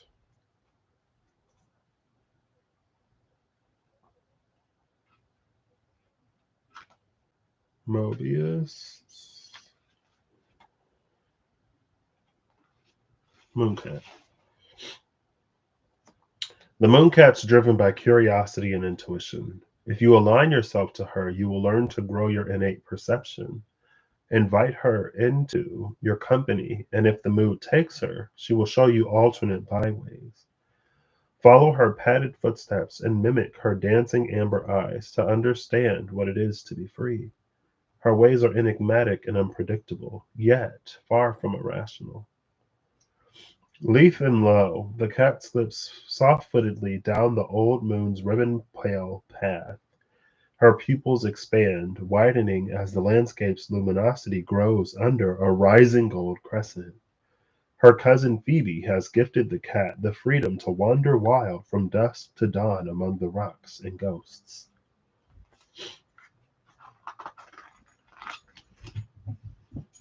Those who walk in moonlight are unrestricted by convention.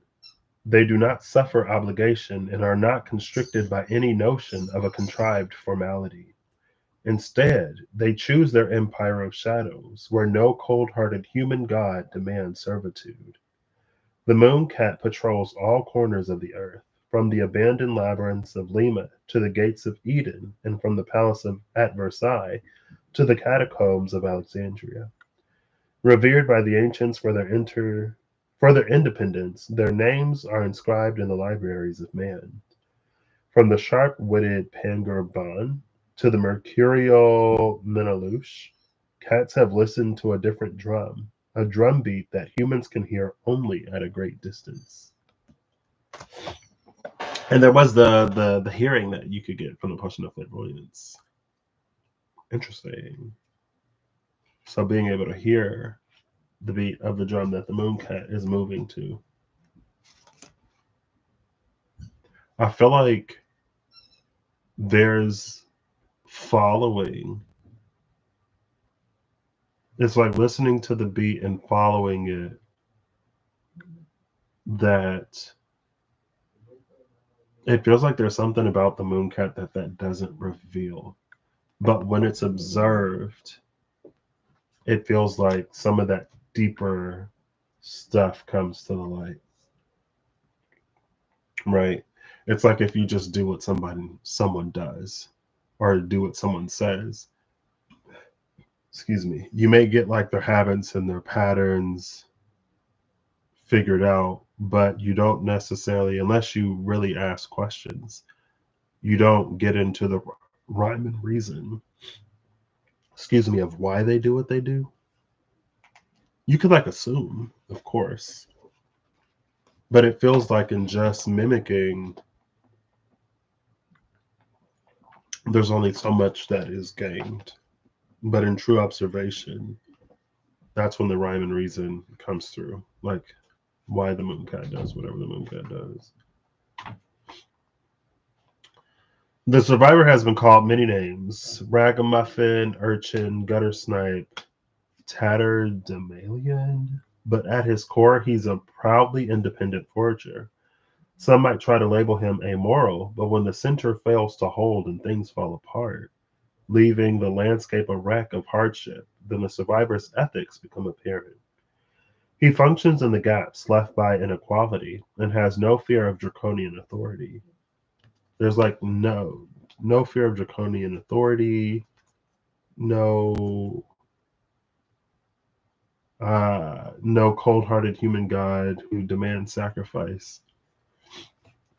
Interesting. Always the shrewd pragmatist, he makes certain that he and his companions never starve.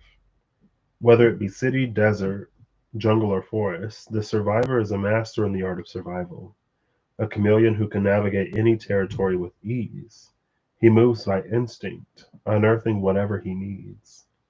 When there's a shortage of food or money, the survivor will find a way to provide. When shelter is needed, he will locate a roof and a dry bed. Never selfish, he's practical and gives without question to his fellow dispossessed.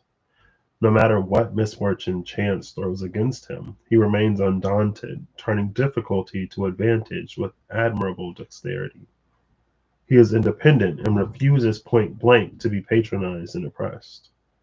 The world has always produced artful dodgers, from Cannery Row, where Mac and the boys exhibited their oft misplaced generosity and enduring endurance, to the back alleys of Whitechapel, where Foggin taught young Twist the finer arts of fingersmithing. The survivor is the epitome of our indomitable nature and our dogged capacity to adapt and endure. Interesting. Cool. So I think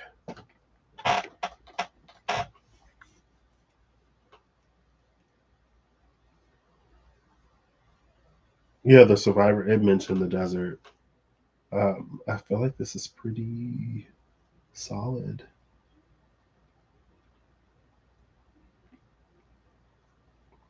And again, even from the legacy channel standpoint, it felt like we were coming upon a time where the work was going to begin to work for us.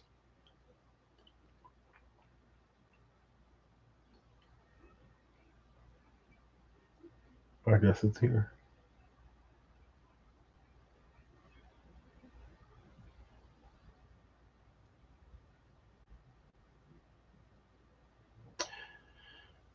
Now,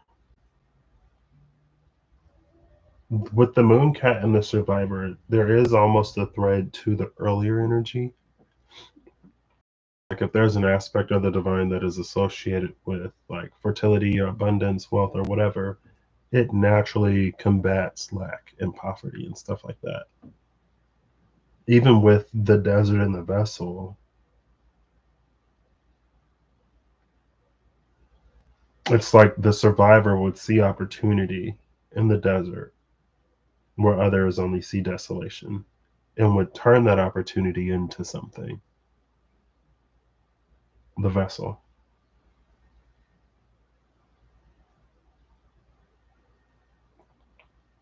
I feel like with this Mooncat too, even in the midst of challenge and difficulty and seemingly overwhelming odds against our odds that aren't in our favor, the Mooncat will find a path or find a way to sort of like navigate through it. Excuse me, just like the survivor.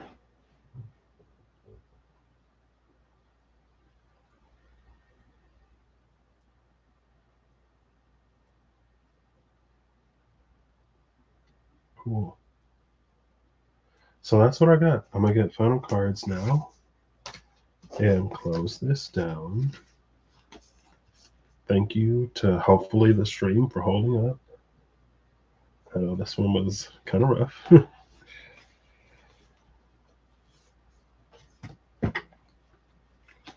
Eros, attraction and aversion.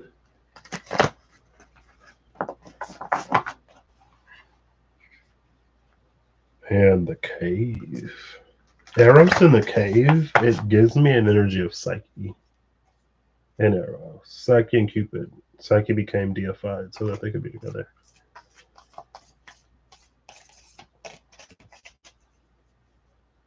Just that energy of like deification, which has been present.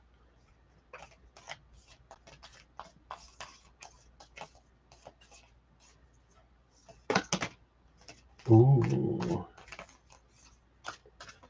The self and the threshold. I love that energy. Especially like with the energy of deification, the cave. This threshold within the cave that leads to the self. 45 and 29. That's actually 45 and not the 44 of the box.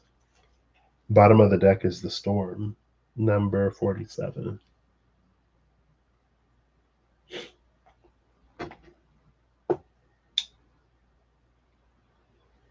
Yes. Where is, excuse me. Oh, here it is. I feel like there's not much more to say there.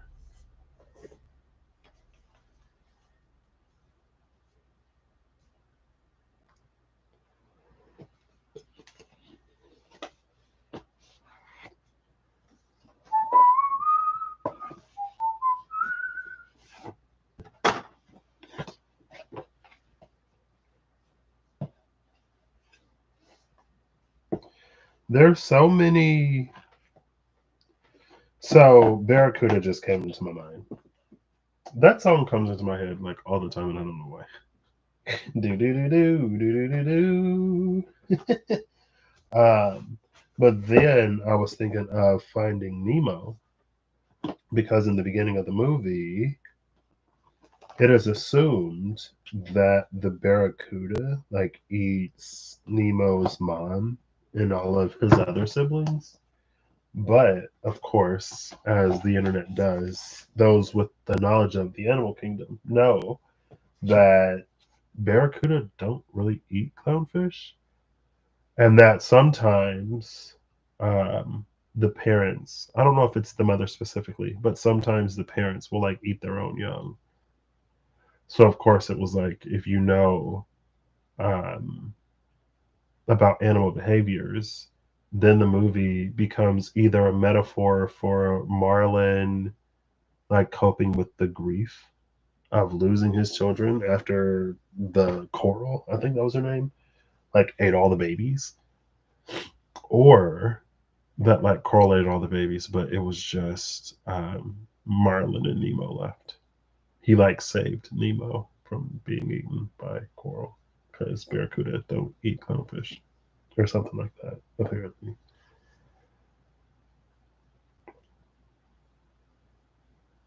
And maybe to draw a loose metaphor, maybe it's stuff like that that will help some find a truth that is trying to be hidden or covered up. Right. And maybe that almost takes me back to like no draconian authority in the survival list or the survivor, and no cold hearted human gods demanding sacrifice from the moon cat. Where it's like, if something is true, or knowing the truth of something, a narrative that's being pushed or a story that's being told doesn't make sense because barracuda don't eat clownfish. Because because this god is not a cold-hearted one that demands sacrifice, or because this ask or demand isn't even like reasonable for a certain authority to like make, or some kind of energy like that. And again, like unless you know better or unless you know differently, then it would be like really easy to just buy into the narrative or the story for what it is.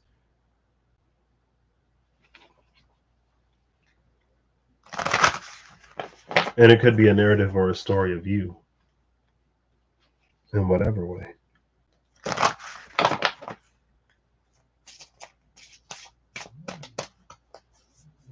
Right? Your greatness or your flaw. The wolf. Let a wolf. The wolf. Bottom of the deck is the Arbiter. I'm going to read the tales of the wolf and the Arbiter. So I'll start with the tale of the Arbiter. Oops.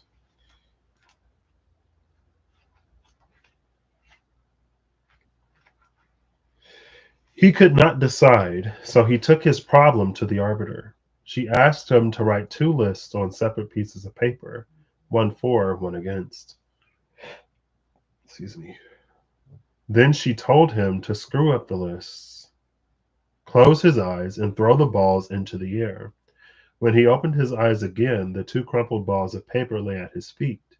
Kick one of them away, she instructed. He kicked. We think, then act. We think, then act. But in reality, our thoughts simply justify our instinct. Pick up the remaining ball, open it, and read. You've made your decision. And then the wolf.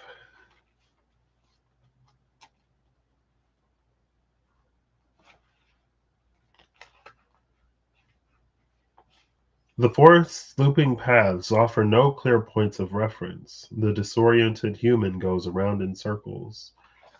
A grove of trees for the potion of clairvoyance. The wolf watches. Before long, the befuddled man halts. Excuse me. Sorry. Before long, the befuddled man halts, head in hands, wondering what possessed him to take such a shortcut. When he looks up, the wolf is standing in front of him. As a child, he'd been petrified of fictional wolves. Now faced with a large, real one, he knows he is about to die. But he's wrong, as he has been about most things, because the wolf, spreading its jaws, gently takes his sleeve and guides him to the forest's edge. Again, there's that energy. Now, here it almost extrapolates all the way back to like that whole Libra and why there are no gifts from the South Node in Libra.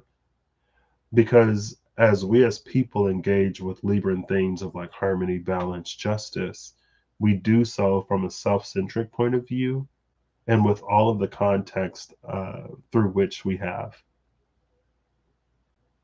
So if it's something that's completely unknown or unfamiliar to us, then Libran energy almost becomes not pointless. It can become antagonistic, I guess, to the very thing that we seek. And so maybe that's interesting too, why while there were no gifts from Libra, North Node Aries offered clairvoyance into things both familiar and obvious. And it's interesting that it required the revelation and sharing of a deep emotional truth to get that clairvoyance. Especially like because if it's something familiar or obvious, then we would think that Libra would be okay. If it's familiar, we already know it, and if it's obvious, then it's fairly obvious. But there was no gift there from Libra. This wolf is not the same as the fictional wolves that this person had read about growing up. And all of those fictional wolves had given them a real fear of an actual wolf when they approached one. But this wolf is not the kind that goes around and blows down people's houses and eats them, right? So again, it's that energy of like, if we really knew what the animal behaviors of the barracuda and the clownfish were, there would be an obvious sort of like bridge in the gap of the story when we go from seeing Coral with the babies and the barracuda to like just Marlin and Nemo.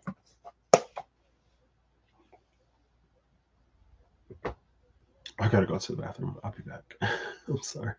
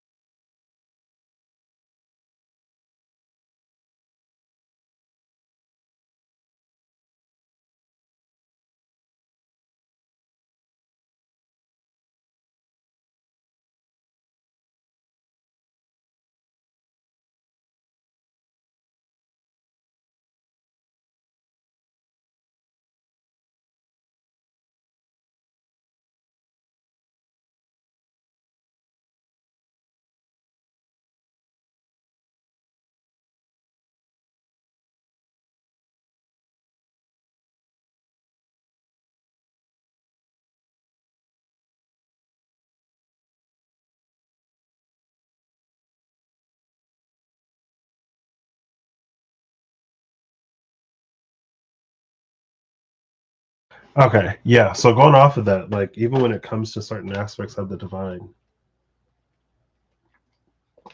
I feel like when we form a personal relationship,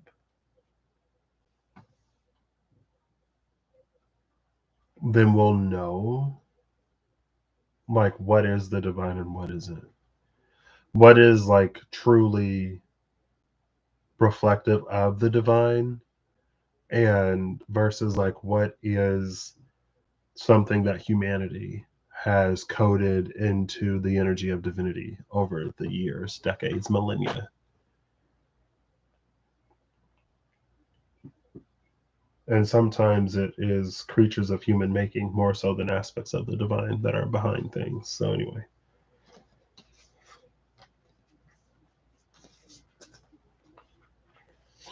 I don't think at any point, again, like it's been coming up kind of recently on the Legacy channel, but I don't think at any point I really considered North Node Aries as us collectively conquering our lower human natures to be those like bigger, better, brighter ambassadors of a bigger, better, brighter future and world. Or if we just continue to play our comparisons and sit on, it's fun.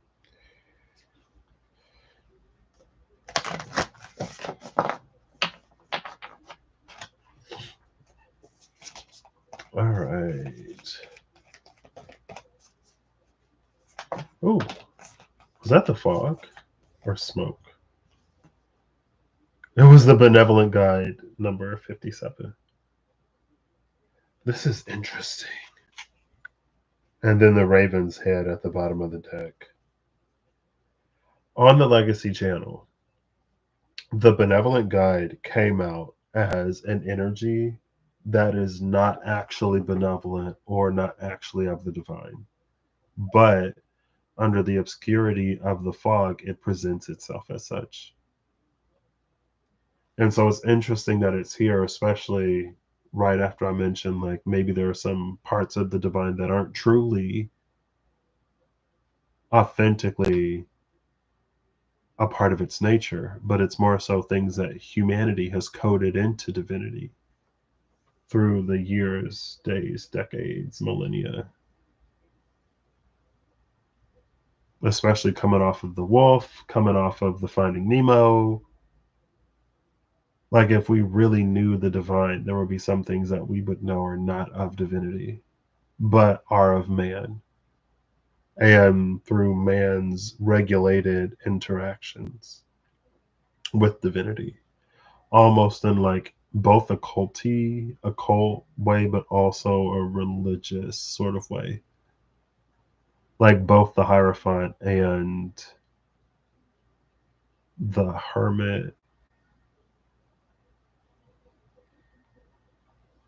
or what's a card of the occult? The Magician, maybe? I don't know. But I feel like that's why this is here. It's those energies that sort of present themselves as benevolent guides or whatever, but they're not actually. And it's not that they're necessarily harmful or trickstery or whatever. They're just not what we think they are. Or they're not what we make them out to be. Because I don't even know if they necessarily have to present in a certain type of way.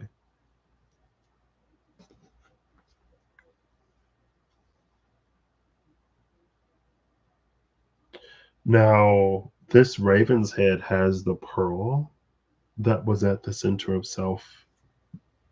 And also, we see the raven here. And the gifts of the South Node of Virgo.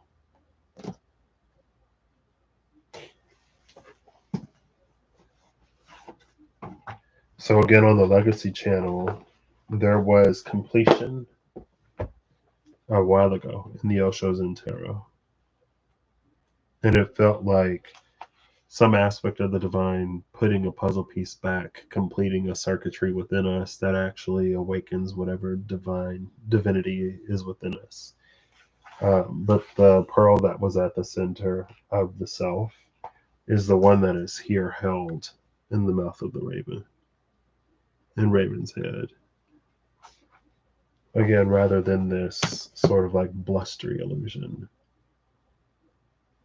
of this potentially cold-hearted human god, of that draconic authority or whatever.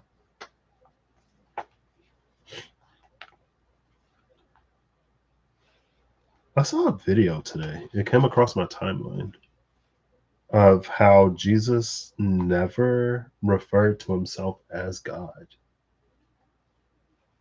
And they said, like, in Matthew, Mark, no, I think in Matthew, Mark, and Luke, there's a lot of consistencies. And in some books, there are some things that are different. But it wasn't until like the fourth book, or it wasn't until John, where he said, before somebody was, I am, and how that can be taken for him to mean that he was God. But the guy was like, well, if Jesus was like going around proclaiming to be God, like you would see it in more gospel. Like in these three that pretty much align or whatever, like you would see a mention of it there somewhere. And I don't know how relevant or whatever that is to anything. I just think it's interesting, I guess, more so than anything.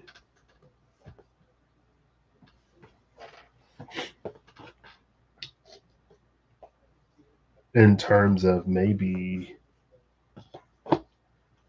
that would be something that humanity did to Jesus that Jesus didn't even do himself. We said that Jesus and God were sort of like the Father and Son were two aspects of the same whatever, but Jesus never said that. Type energy.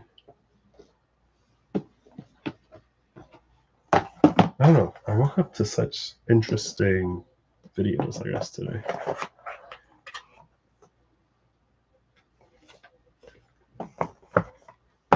And I do feel like in my personal spiritual life, there are some things I want to move forward on or with. I just haven't yet.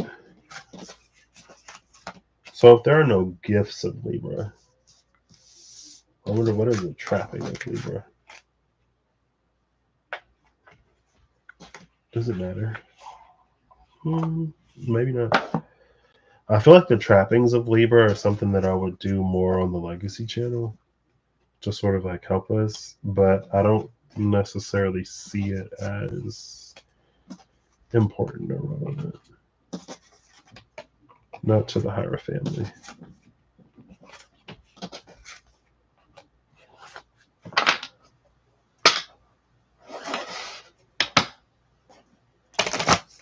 The demon and the politic at the cut. Just interesting. The Outlaw came out immediately, which is another Pisces card. The Hangman. Water, Neptune, Pisces.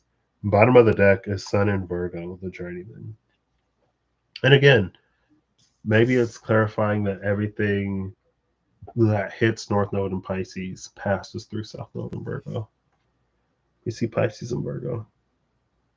But then we have Venus in Aries in the Four of Wands, the Demiurge. So it's almost like the Demiurge between the Outlaw and the Journeyman. The Hollow Void is behind it, which was our clarifier for the challenge of Pisces.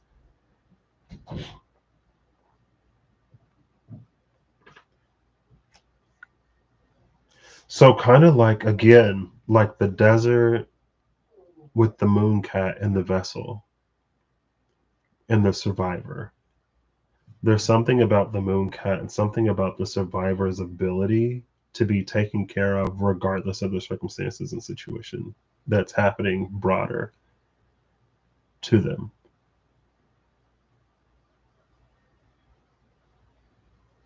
And so something here almost feels like it's about finding a, I want to say like a Goldilocks path.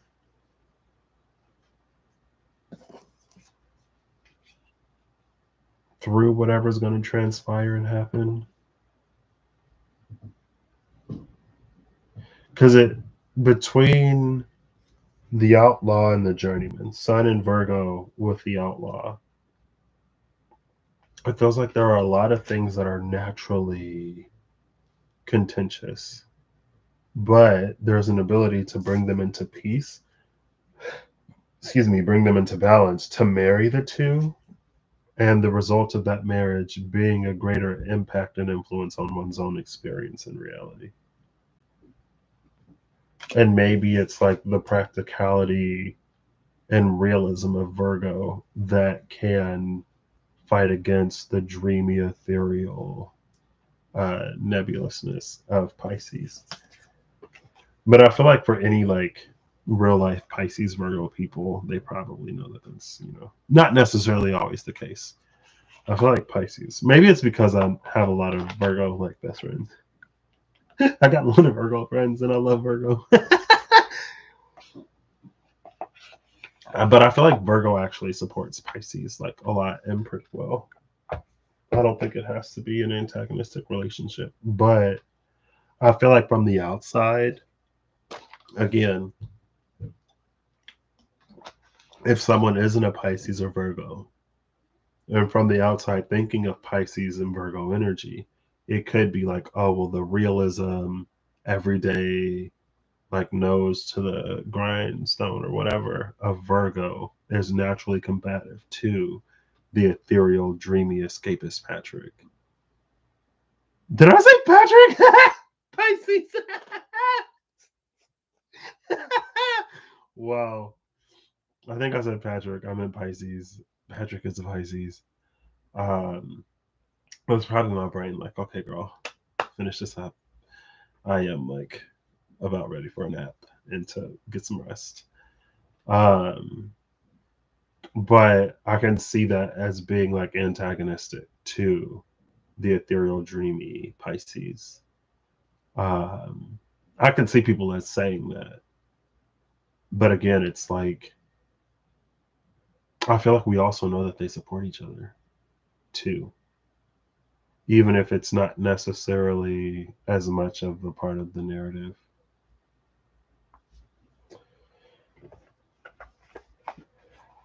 Who knows? Did I really say Patrick? Oof. That reminds me. I think it was when it was like right before I started talking to Reem. It was before I even knew that she followed me. She was doing the zodiac all signs one day years ago. And she was going to do Pisces, but she said Patrick instead of Pisces. But in that, I think that's when I had shared that the whole like allow the world to be rewritten thing. And that was also at this time where it felt like there was a part of me that I could discard in favor for another part of me. But I didn't do that. I decided to like integrate it because I had told my shadow that like I'm not going to self abandon. I had had an abandonment wound. And early in my journey, this was like 2019, like 2020, I feel like, maybe 2021, the beginning of the year, where I was like, I'm not going to self abandon. So all of these parts within me are like the shadow or the ego or whatever. I'm not going to abandon you like I fear being abandoned. Like, why would I turn my greatest trauma or fear or whatever against myself in that way? And so because of that, my dynamic with that ego shadow part of me changed. Because now, instead of that being the part of me that was like quick to get depressed and just like mope, it became the part that was like, you said that we would experience better and that we would be doing different. We're tired of feeling like this. You're tired of feeling like this. So when are we gonna do different? And I'm like, oh wow. There was a little bit of regret when I was like, well, I can't even like have a pity party anymore without my shadow being like, all right, you've been here for long enough. Come on, girl. Pick yourself up. We gotta go. We can't make a home here anymore, remember? And it kind of came out in the reading, or maybe it's how I saw it, how I interpreted it for me. And that was that whole like, this is possible because I chose not to self abandon, because I chose to integrate, or because I chose to bring forward, or because I chose to evolve or ascend or heal or whatever this part of me. Ultimately, I don't know how it would have worked out if I didn't make that choice, but it felt like I could have chosen something different, but I didn't.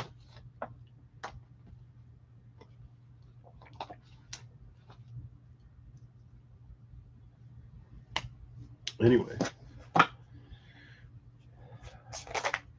the title card. I'm not. The Ebony Shield, which is the Divine Temptress, which is interesting, which is very relevant, very interesting. So many. The Bereaved and the Joyous one. Okay. All right. If the title card comes back out, I'll honor it. But this whole. And this is. It's so interesting to get the title card in regards to something in the past. Excuse me. Which is, again, like. Because the title card for me symbolizes all of the things, any of the things that we don't know, that we don't have the ability or capacity to comprehend, that if we attempted, it could lead us to misinterpret something and then get the completely wrong like approach or mindset or whatever, to where it actually wouldn't come to be. And so it's where the high priestess says, live life and find out. And that's the title card for me, the live life and find out card. I also say it's the mind your business BTFU STFU card, but it's the live life and find out. But again, like live life and find out, or the unknownness, it feels like it rests more easily in the future. You can put it in the past if there is something that has started, the vessel that is being filled in the desert that has yet to bear fruit, or that we are yet to bear witness to, right? There could be something that was put into motion ages ago, but that we are unaware of, that we're coming into an awareness of. But with that being deep personal truth, clarifying the deep personal truth, it's like, well, wouldn't we know? Wouldn't the challenge of North Node and Aries be something that we know about? And like this deck again, and like it spit the title card right back out. Now it's behind the erudite and judgment, because I saw it at the top of the deck, which is the Hermit Apocalypse. This is 9/20, 2029. Apep is supposedly, Apophis is on a collision course with Earth. Well, it may not hit, but anyway. It's so interesting that, again, it's like the past is giving us title card, and I can rationalize it, but again, in the Legacy channel, I forget where it came out. The Defector came out, I believe, in the same edition, because the Mermaid was there. The, what was it, the Seeker, the Quester, the Defector, that was the bottom three or top three cards from the Revelations edition. The Defector came out, but as an energy of like, the ancestor that first went onto land from the water, and the evolutionary leap that means for the species. And it was a similar energy. So I guess in that way, even if we know what we've been through, even if we are aware of the deep and profound emotional truths that we've come across, that we've delved into, even if we are navigating our lives and our journeys, maybe there is a part, because we only live our singular experience, that will never fully know or understand how drastically that changed our lives. And beyond that, the potential that it has for generations. It almost feels like now,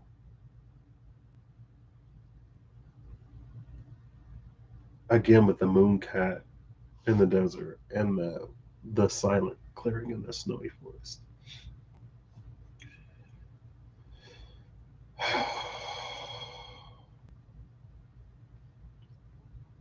Throat just so dry. um,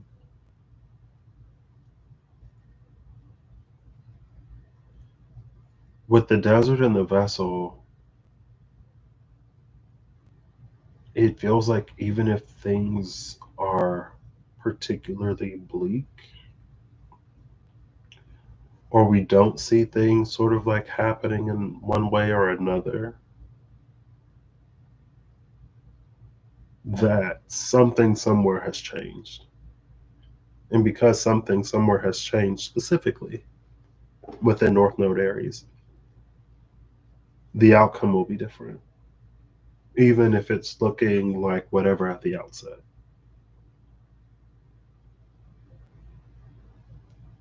And we won't know until we know. The Empress at the bottom of the deck with the lovers at the cut.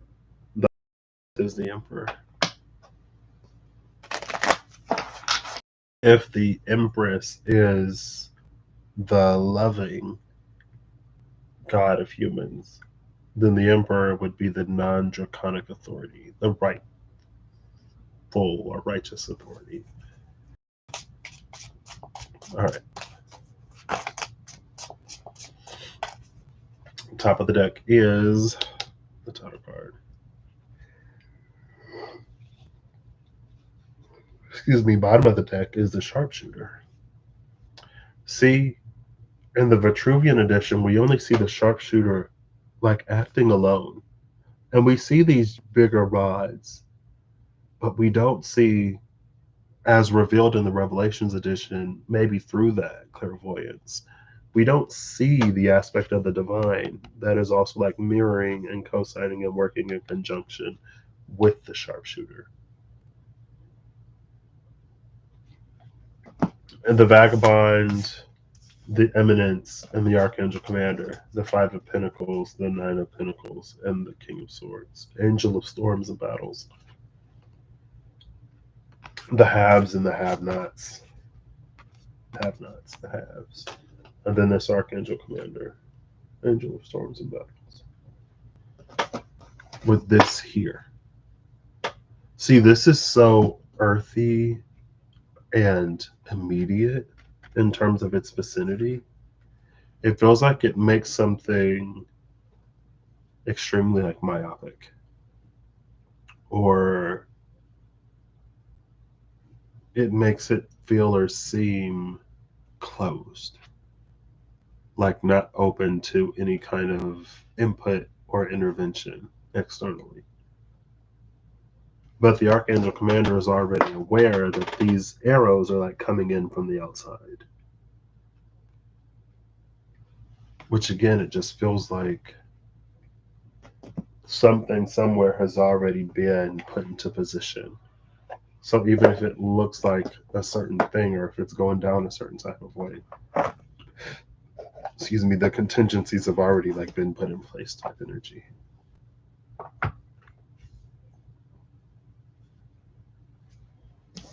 Cool. All right, one more deck. And then I can Finish packing up my little carry-on and taking it.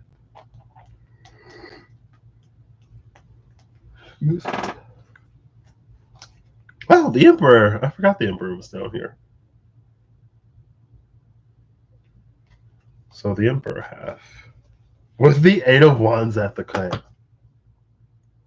Exactly. But here it's almost like they're landing, whereas in the Sharpshooter they were just like being fired. Oops.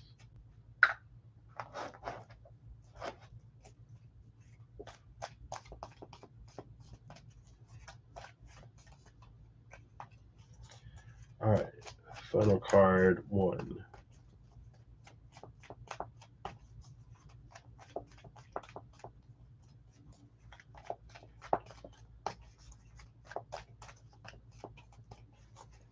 Are we still live? Yes. I think I'm going to be able to get through this whole video, thankfully.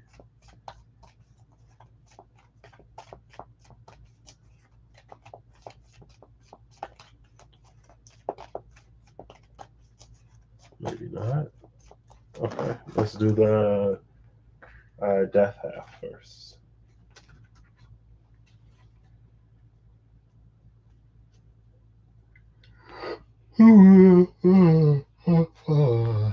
Excuse me.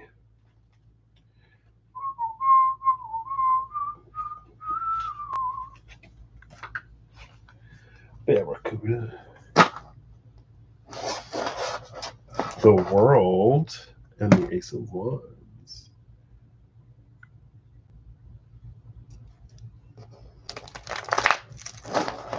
Something about the spinning cloth around the world.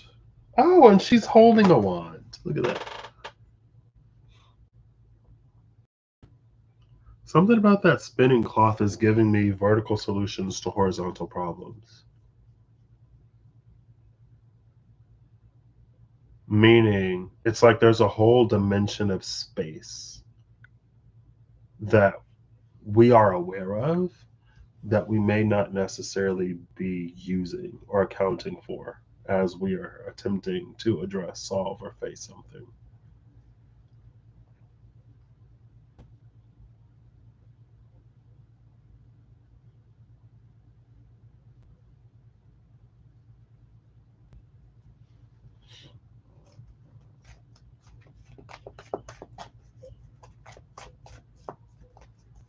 All right, final card from this half, maybe. I'm gonna keep shuffling until I get a card. So. Clean flip or clean fall, please. Meaning it falls all the way out or it flips all the way over. There are some cards that'll like make noise, but they'll be like face down or something. So, you know.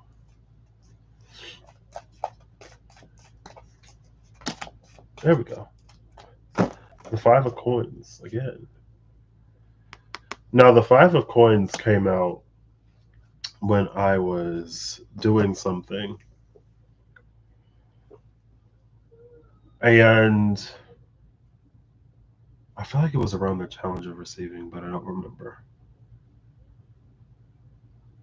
I had decided that if a card, 1 second.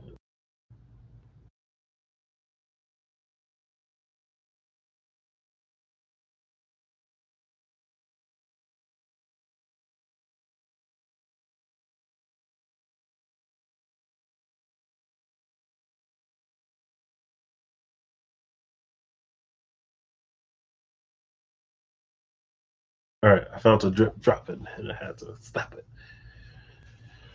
If a card had flipped over, it was relevant to both. Oh, it was when I was doing the. Was it when I was doing the alchemy of like Patrick and slash versus the collective? Patrick Alchemy Collective Alchemy. It was like two things, and if it fell out, it was irrelevant to both. If it flipped over, it was relevant to both because I was using significators. And the Five of Cups or the Five of Pentacles fell out. And it was like, this feeling of being in the Five of Pentacles is completely irrelevant to the energy.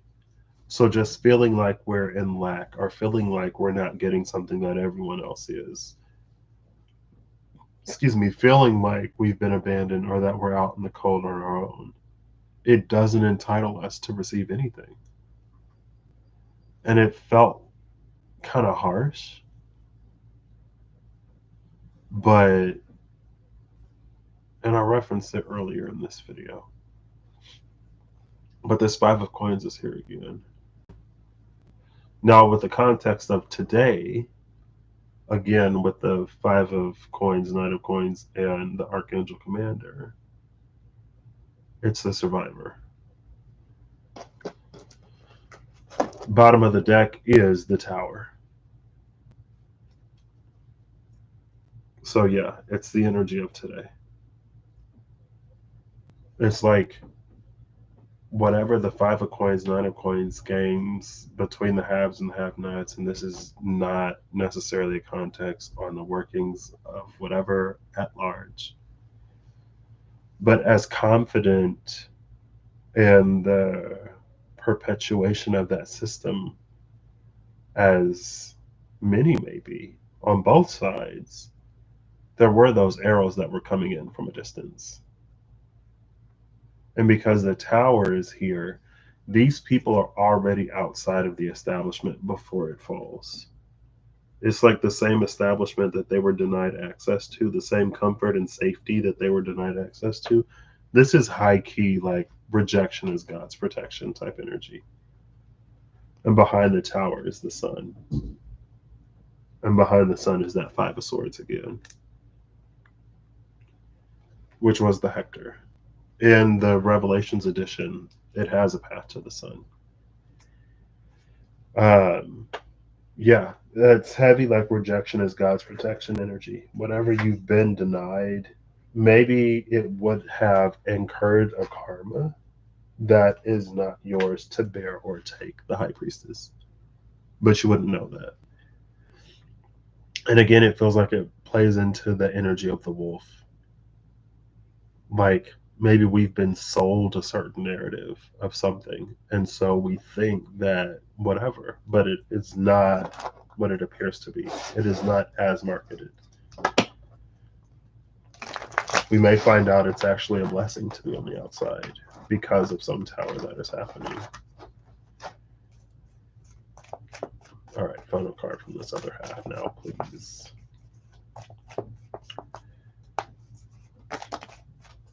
The Queen of Swords. It's interesting that it's the Queen now.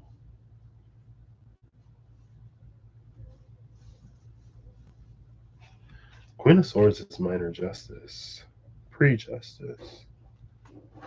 Bottom of the deck is the High Priestess.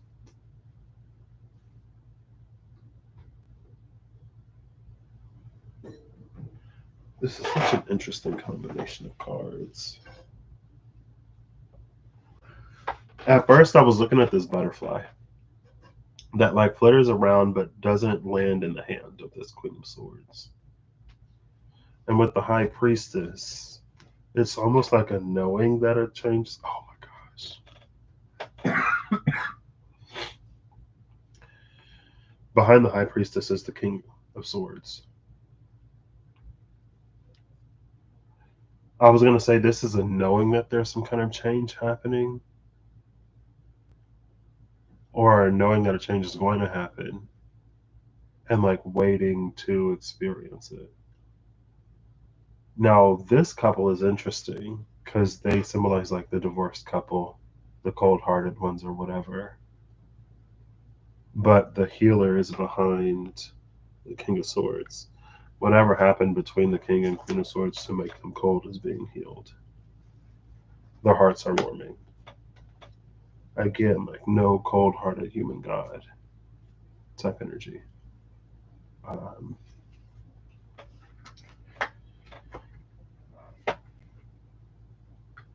And maybe that's a thing too. It's like a cold-hearted human god, draconian authority, whatever, wouldn't do this or wouldn't do that. But depending on an individual's recognition of the powers that be, it's like a cold-hearted human god or a draconian authority wouldn't, but a kind god or a more righteous authority would. And so, for example, if an individual believes the kind-hearted god or righteous authority to be the power that be, then that almost feels like more of the anticipation of the Queen of Swords, with the High Priestess like knowing that that change is going to come or happen. But if the Draconian authority or the cold-hearted human god is believed to be the power that be, then it feels like an individual who would kind of sort of like more easily give over into despair because they know that a certain wrong would never be righted, but like a surprise when it is, but also a realization of like correct, it would not have been righted if this were truly the powers that be, but because there are greater authorities. It's almost making me think of the Sora Mystica with the greater flame and how the moth wasn't attracted to the flame on the card, the greater illuminator. It's like, yes, the powers that be are what we believe to be the powers that be would not, but greater authorities sort of exist, and they would, and they in fact will. Type energy. I don't know. Anyway, again, I hope I did the energy of this channel justice. I have so much respect. And it's not that I don't respect the Legacy channel, but it's just like different. I feel like on the Legacy channel, I try to be more of like service. And then over here, I just like explore and like have more fun, if that makes sense. Um, but yeah, I hope y'all have an amazing whatever whenever you see this. I hope you're acting in alignment to make all that you wish to experience your reality. I hope that whatever you need along your path, journey, what you find. And until next time, keep well, stay safe.